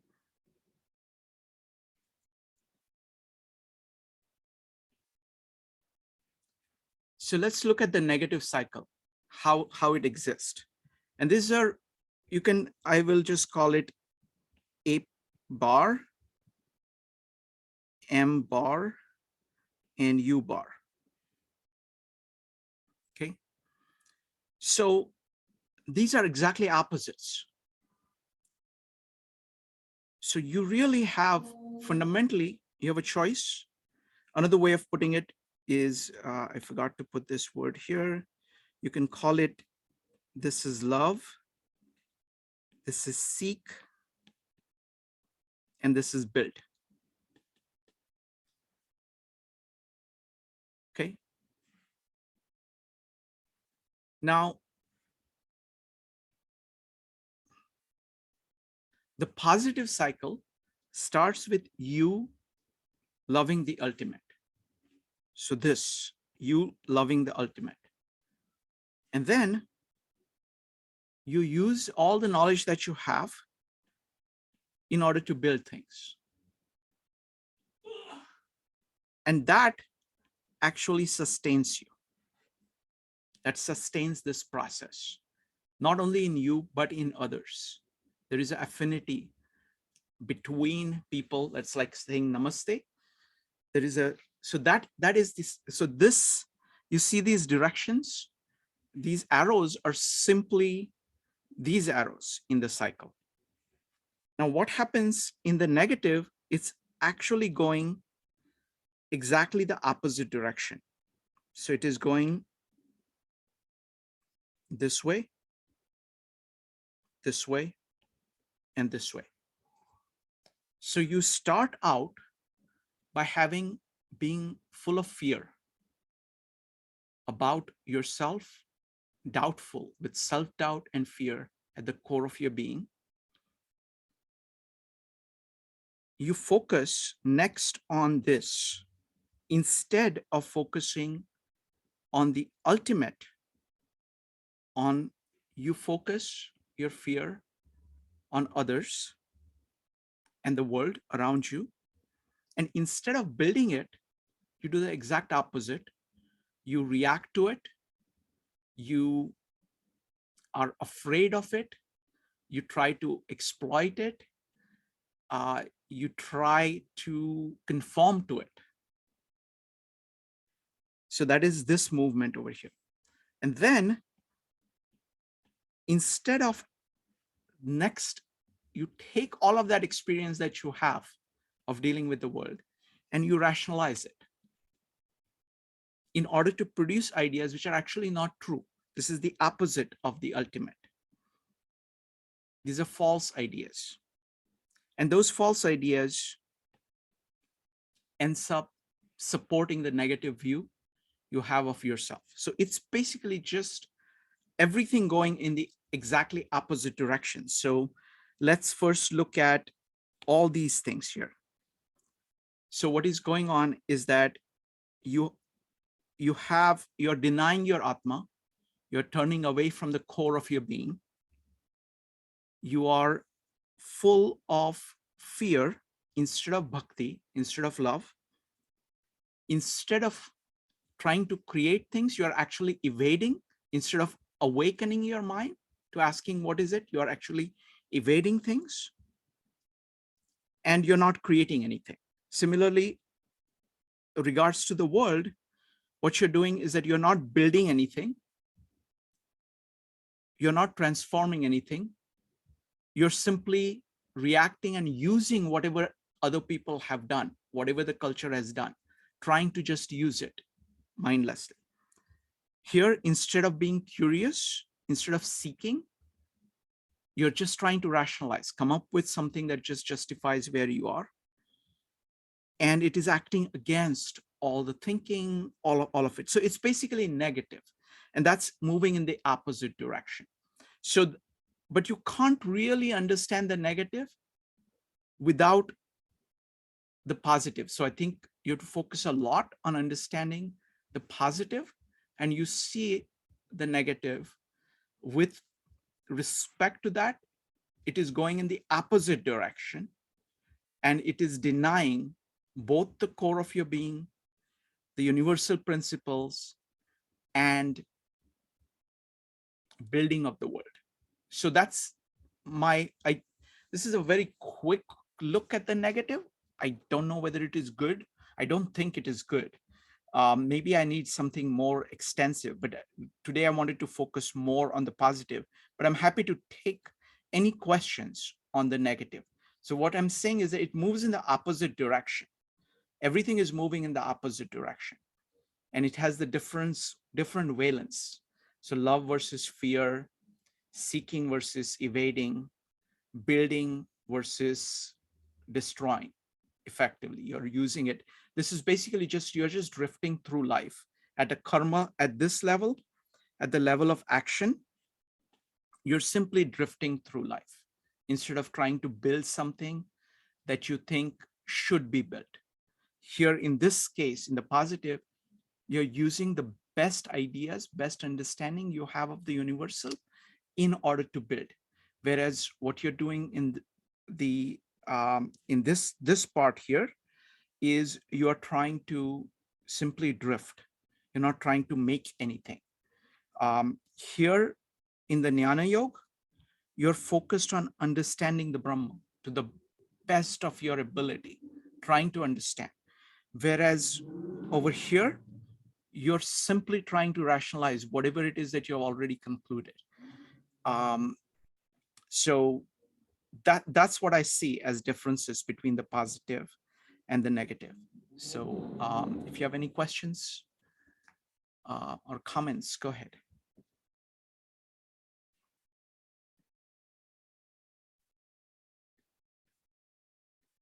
Give another few seconds.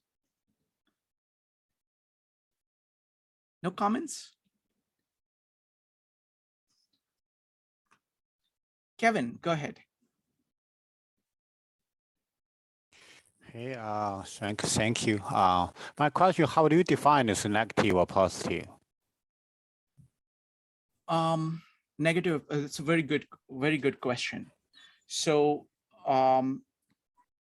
in this context, so you can look at positive in each of these ways. So for example, let's look at positive with respect to A, with respect to the beginning. So it is being aware, being curious, expressing, being loving, trying to create.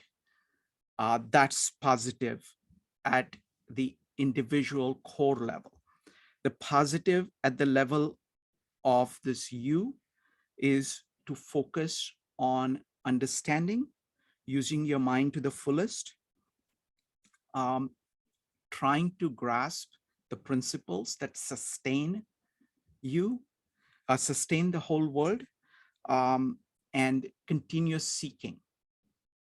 at the level of this M, you're trying to, the positive is trying to make world and community a better place, shaping your actions based on what you think you should do as the highest of virtue, working hard to make, like, to transform the world, basically building the world, building communities. That is positive in these three different ways. Negative in these three different ways is at the level of A here, or negative A, is when you are evading in your mind, you are denying, refusing to look at the core of your being, you're full of fear. That's over here. The next one is at the level of the world, is you do not make anything. You simply exploit what is there. You simply react, just drift through the life without any purpose. That is at the level of action. At the level of thought, what you're doing is that you're trying to evade what you know. You're trying not to use your mind. You're trying to look for rationalizations for whatever things that you're doing wrong. And so that is negative for me. Can I ask a follow-up question? Sure. What do you talk about the need judgment, right, for each step, right? How can I know I'm on the right direction, not the wrong one? Yeah, thank you. Basically, it is, another way is, how do you know? Basically, you have, there are three things. You can get feedback from the world. You can get feedback from the world. You can get feedback internally. You can see kind of this dissonance versus consonance. You have, like, you can be, if you're doing the wrong things, you're going to be full of anxiety, full of fear. So there is internal mechanisms that are there. And then there is kind of focusing on truth, trying to make sure that you're grasping everything. So you use all this, you can use the standards in these three ways. You can use other people's judgment, people whom you trust, in order to correct whatever biases you might have. So that would be my answer. Anybody else? Elena, you had a question. You had unmuted.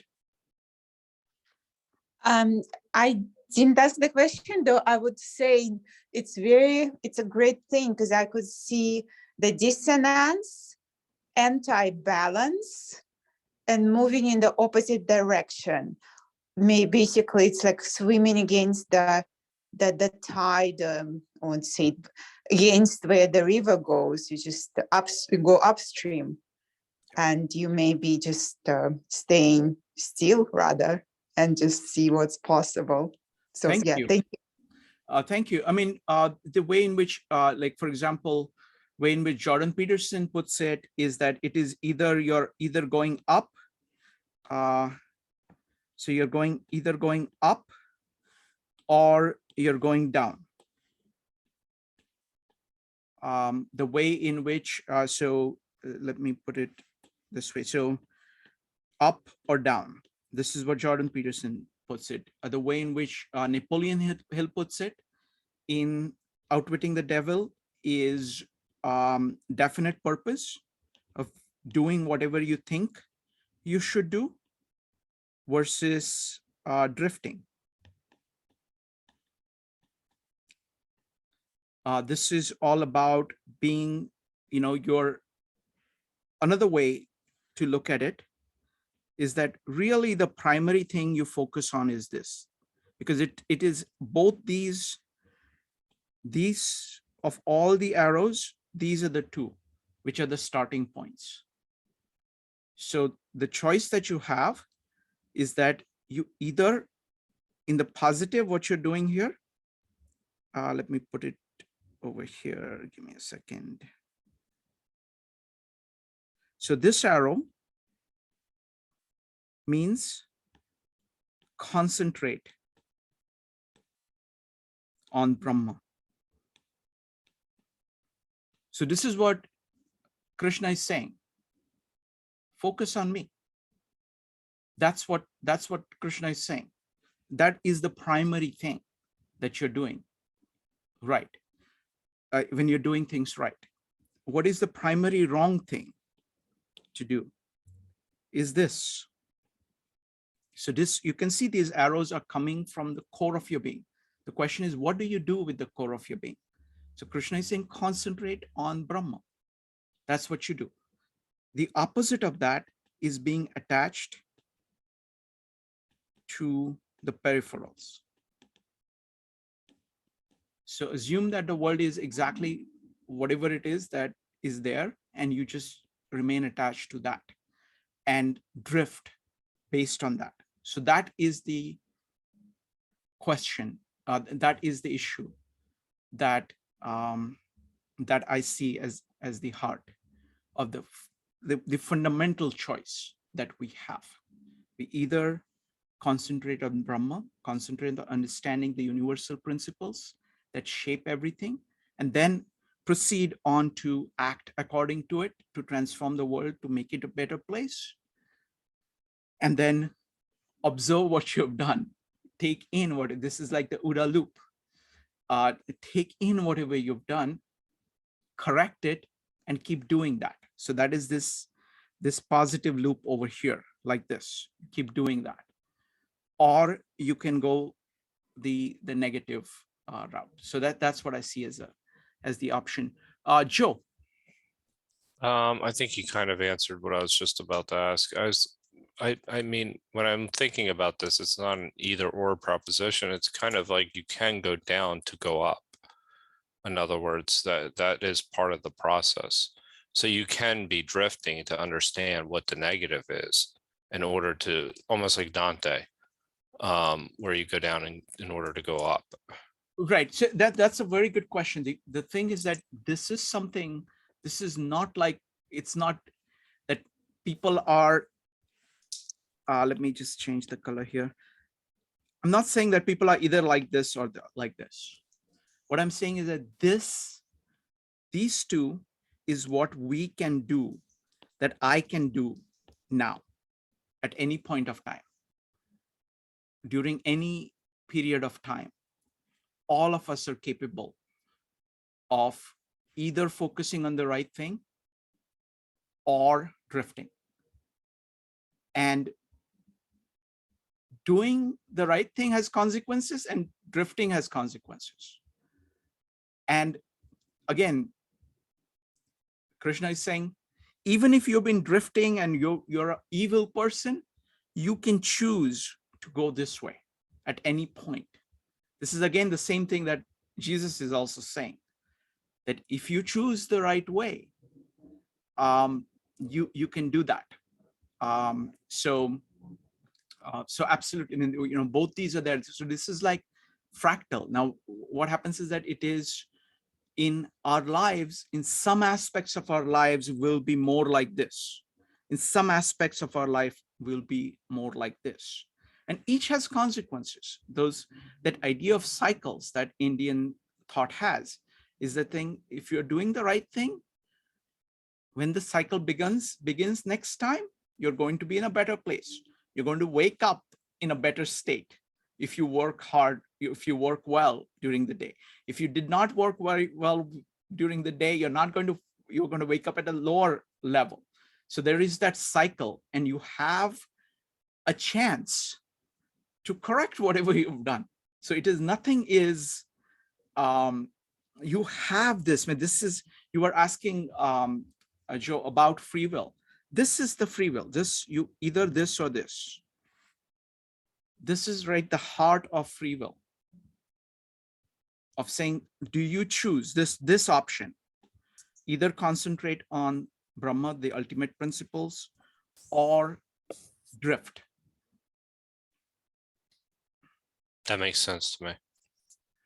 Right? Does anybody else has, Marco, go ahead.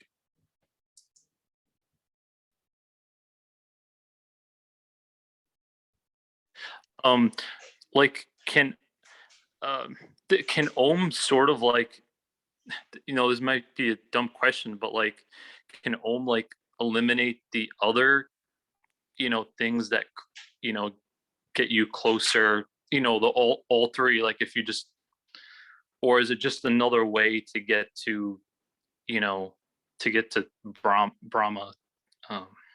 Okay, I will give a short answer and then I'll have Yogeshwar answer this, because this is a very profound question. I mean, if you look at this, right, just think of Om. Om is basically A, U, M. Okay, is produced at the top over here. U is felt in the chest over here, and M is reverberates down here. When you're saying that, and the way it is meant to be said is not mindlessly, okay? You are aware, so you're saying, I will go through this cycle. This is existence. This is like, it's a way of reminding yourself of this, okay? So you're, sorry, like this, okay? You're going through this cycle. You're, by chanting that, in 17th chapter, Krishna says that there is a mantra, Om Tat Sat. Okay, so Om is the name of the ultimate. This is the name. This is because this diagram, this is actually everything. It's the name of the ultimate. Tat means that. Sat means true or good. So what you're saying is that you're saying this over here, you're saying Om, Tat, that means this, I'm pointing to it now, and I'm saying this is good. And you're repeating that. You're repeating that. So it is a way of focusing on the ultimate. And that's its power. It does, the thing is that it is a shortcut, and it helps a great deal. But there is a lot more to Om. So let me have Yogeshwar talk about Om. Yogeshwar, what is the significance of Om? So Om, it is, in a way, if you want to experience this, yeah, if you are totally silent, like even silent, I mean, no noise from outside and no noise from within, like no thoughts at all. So at that time, in that moment, you realize that even though everything is silent, there's still the Brahmanad, which is Om, which is going on. Now the Om that we talk of is like, it points towards it. It points towards the natural Om that is always there. That is the energy of the world. So what we can talk about is pointing towards the Om. And the Om can never be talked about. It's like talking about the ultimate. You'll make metaphors around it, but never be able to get it just by the metaphor. So this is what happens. And what Om signifies is, Indian philosophy never parts the physical and the ultimate. Like, it never breaks them. It never creates a ridge between them. It accepts everything as it is. Like, this is the world, yes, it is as it is. This is the ultimate, this is, yes, it is as it is. Now, how can everything interact with each other? How can everything be with one another in the most significant way, interacting with each other in the best way possible? And that way is what Om signifies here. is that how I can interact with the world, how I can interact with the ultimate, and then also knowing the interaction between the ultimate and the world.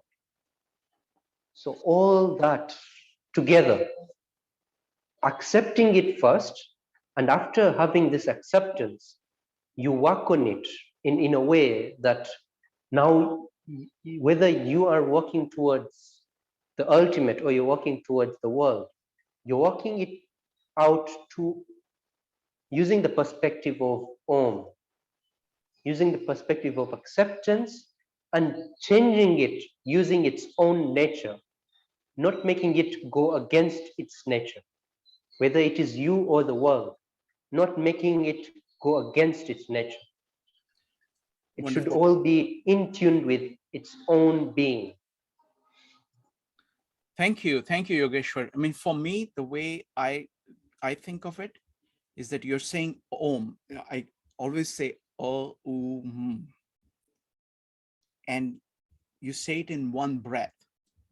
And then when you are taking in the breath, you are actually listening for the Om. You're trying to take in the word. You're trying to actually perceive. Om is you're saying something. When you're breathing out, you're saying Om. When you're taking it in, you're trying to actually hear what is called the anahat sound, where you're trying to listen to the Om from the word to complete the loop. David, go ahead. Let's do it in small chunks so I can respond to everything, because I want to make sure that I address everything. I cannot handle it if it is a very large, complex piece. Go ahead. Okay, let me try to clarify it again. In verse 8, Bhagavad Gita says, I am the original generating cause of all causes. Everything emanates from me. So in your diagram, both the, what you're calling the good and the bad, the above and below, everything, I mean, including the stuff that you erased below, the red stuff, you know, the all of that, if I understand correctly, emanates from Brahma. And he says from it is, yes.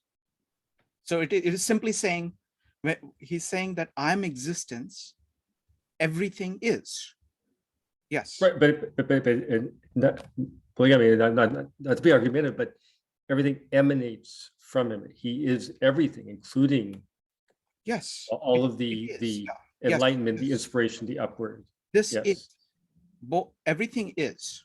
The drifting down to whether one is, you know, trying to attain this better life, this better understanding, that's part of the Brahma, and that this drifting down is also Right. part So of a person, Brahma. as this is the point about whether your heart is open. So this is the same point about free will, which is there in the Bible, that Right. talks about that there is grace that is going to come. There is predestination. There is grace that reigns upon you. Now, the question is your heart open or not? If your heart is not open and if you're not seeking it, so that means you're not being this, you can be going down. And that too is. But that is the choice that you have. So you have. Oh, yeah. So both. Yes. I mean, it's all part of Brahma. Yes, and I mean, I guess what I'm trying to say, and you and Yogeshwar can correct me, is that there's sort of two types of insight here. Is the way. I mean, again, I mean, this is sort of my interpretation. You can tell me that I'm wrong about this, but there's this one of just understanding Brahma in terms of this is the entirety of the world, of everything in Brahma, the good and the bad, the infamy, as he talks about, everything is part of the insight of just recognizing Brahma and everything. And then additionally, as he says in verse 11, out of compassion for them, I situate within the heart and certainly destroy the darkness born of ignorance with the radiant light of knowledge. So there's what he's saying there is that those who focus on the Brahma, so that means people who are in this green area, whatever the red parts that are there in them, which is all darkness, which is turning away from Brahma.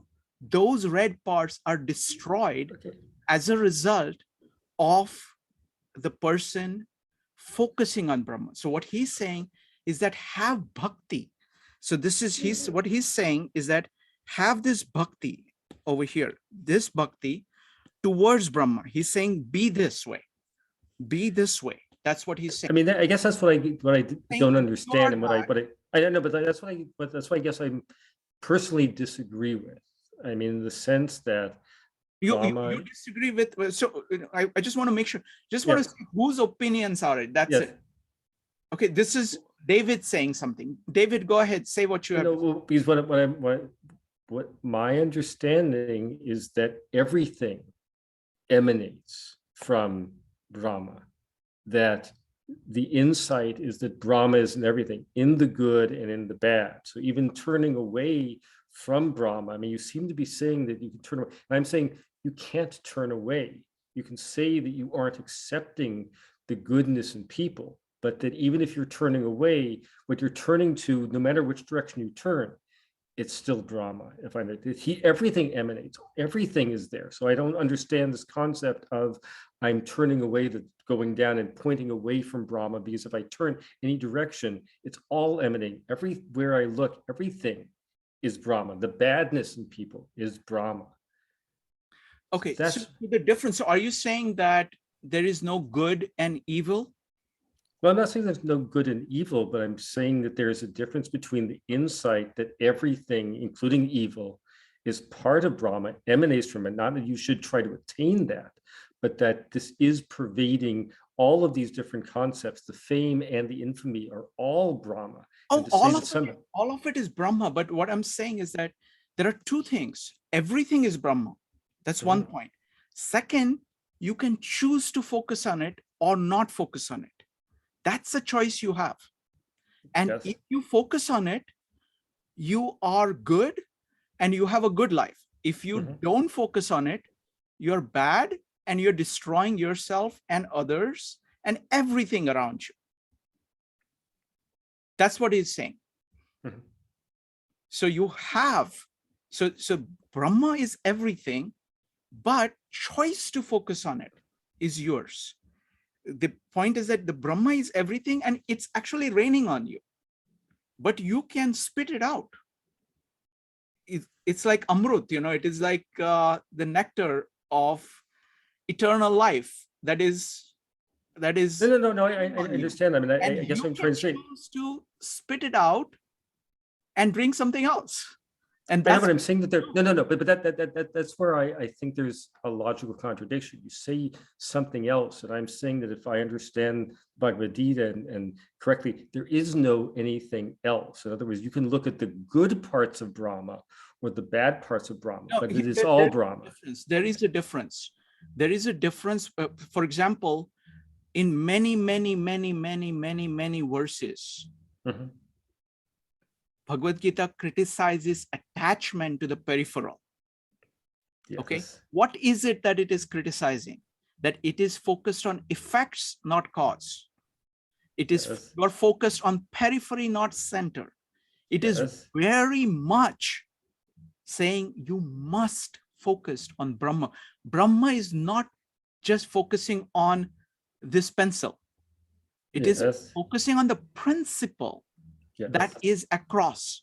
And when he's saying be green, what he's saying is focus on that principle. You can be looking at the pencil and evading, running away from Brahma, spitting at Brahma. You can do that. But that's what, but if everything emanates from Brahma, then the periphery is also Brahma. There is a difference between cause and effect. Focusing on Brahma means focusing on everything. If you're focusing on one thing, it is part of Brahma, but it is not Brahma. You're attached to peripherals. You're attached to 10,000 things. You're attached to, and that's what sin is. I mean, that's exactly the difference between sin and this one. So that's my best answer I can give. Next up is Elena, followed by Madhav. Elena. Right. My question is, so, okay, Om is the positive energy, the harmony, the center, and the basic principle of how things are. And just to know what's the anti-sound, because if there is a light, there is a darkness.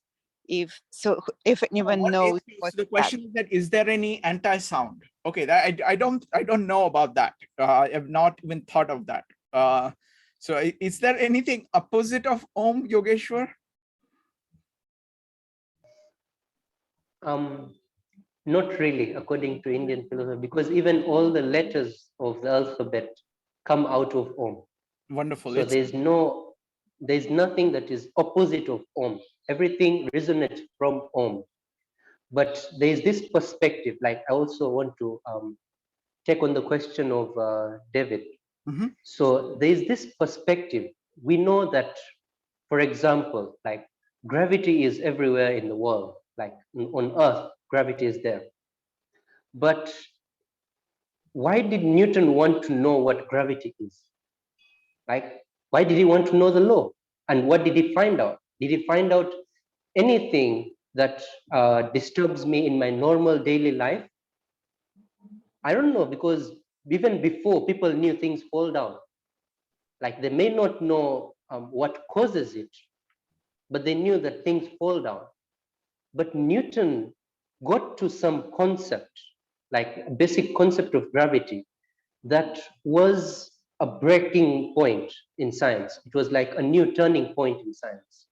Yeah, it's not just about, like, gravity is everywhere, but knowing it is a different thing than it being everywhere. Like, Newton understood it differently than I even understand it right now, even though I know science a bit, like the high school science that I know. But Newton knew it at another level that I do not know. So, for the same way, Brahma is everywhere, but the way Newton could contemplate on it and understand it or do the maths on it, and then even like the science is doing rockets and airplanes that are defying gravity, it's not about defying gravity in a way, because gravity also acts upon them, but it's about knowing gravity and then allowing things to even fly, you know, like even though gravity is acting upon it, but you create another force that allows it to do something that will not be in, like, it will not, the plane will not fall down. So if you understand gravity in that way, you can do natural things that help you evolve. Like science has evolved out of the law of gravity that Newton evolved. So the same way, if you understand what Brahma is, you can do things in the world and in yourself that could not be possible without knowing that, without knowing the principle. Wonderful, beautifully put, Yogeshwar. Great point. It's exactly, you're absolutely right. That's exactly what it is. See, Indian thinking has reverence for learning, reverence for understanding the principle. It's all about understanding the principle behind things. Very well put. Next up is Madhav. Yeah, to follow up on that discussion, I think there's a fundamental difference between good and evil in Hindu mythology, in Eastern and Western. Evil in the Eastern tradition is seen as anything that takes you away from Brahman. So to look at Shrikant's diagram there, you don't want to go into evil because that, by definition, will take you away from evil. And for example, in Hindu mythology, there have been a lot of villains. For example, Ravan in Ramayana, but he was actually revered after Bhagwan killed Ravan. He said, I killed a big devotee of Shiva and I had reverence, but he was just misguided. So I think there's a fundamental difference in good and evil between the Western and Eastern traditions. Wonderful. Thank you, Madhav. All right, folks, this was fantastic.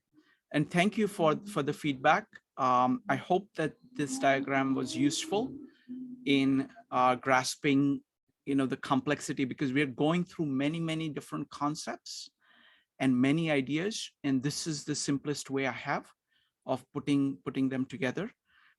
So thank you very much. The next ones are going to be really challenging. Let's, Yogeshwar, can you give a preview of the Vibhuti Yoga or rest of the Vibhuti Yoga? It's going to be very challenging to talk about, especially, you know, after now Arjun is going to ask a question and then Krishna is going to answer it. Can you give a little bit of preview, which we'll do next time? Yeah, so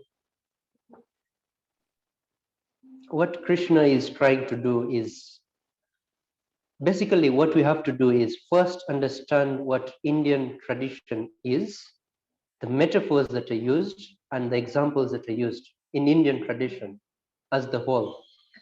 And another thing we need to know is how Indian tradition was at the time of Krishna. So two things, yeah? And then these subtle examples that Krishna gives in a way that, you know, it sparks something within Arjuna, that if you've given me all these examples, I can feel something within myself. And then after that, in chapter 11, what Arjuna is now going to say is that, yes, I have known you by all these words that you've told me, but now let me experience you as you are.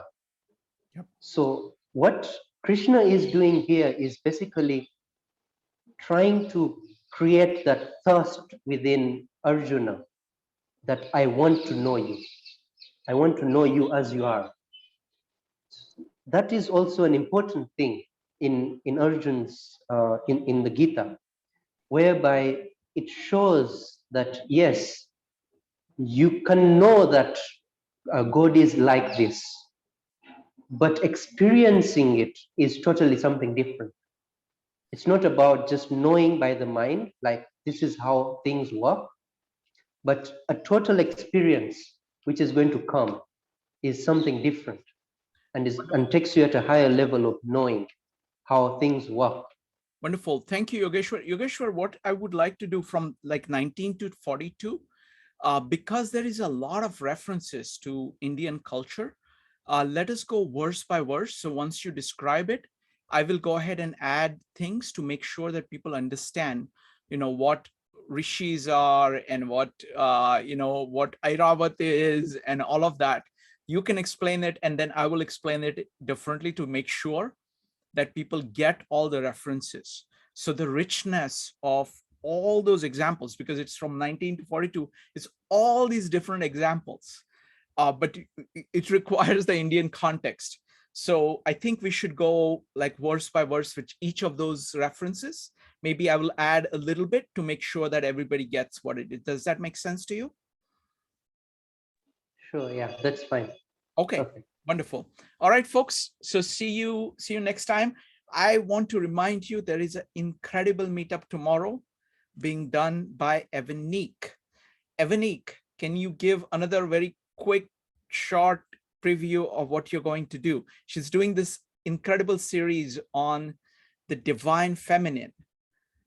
So go ahead, Evanique. Sorry, I was on mute. So in this series, I'm researching different women of various religions, and the first one I'm tackling is Christianity, and the figure I'm tackling tomorrow is Mary Magdalene. I'm looking at her life, particularly in the New Testament, you know, how she's referenced. There's actually only very few references to her. After that part, we will be going into the Gospel of Mary and her role in advancing Christianity. And then we will be looking at some common misconceptions about her and why they are. And we'll look at, finally, we'll look at the significance of Mary as a figure in the church and why that was not talked about as much. So I hope everyone will join me. I'm looking forward to exploring with you guys. I don't claim to be an expert, but I was just really interested in feminine figures. So that's why I wanted to do this series. I don't claim to be an expert. I'm just putting it out there right now. So hopefully I'll see everyone tomorrow. Wonderful. Thank you. Thank you very much. Evanik, we will see everybody soon. Bye, everybody.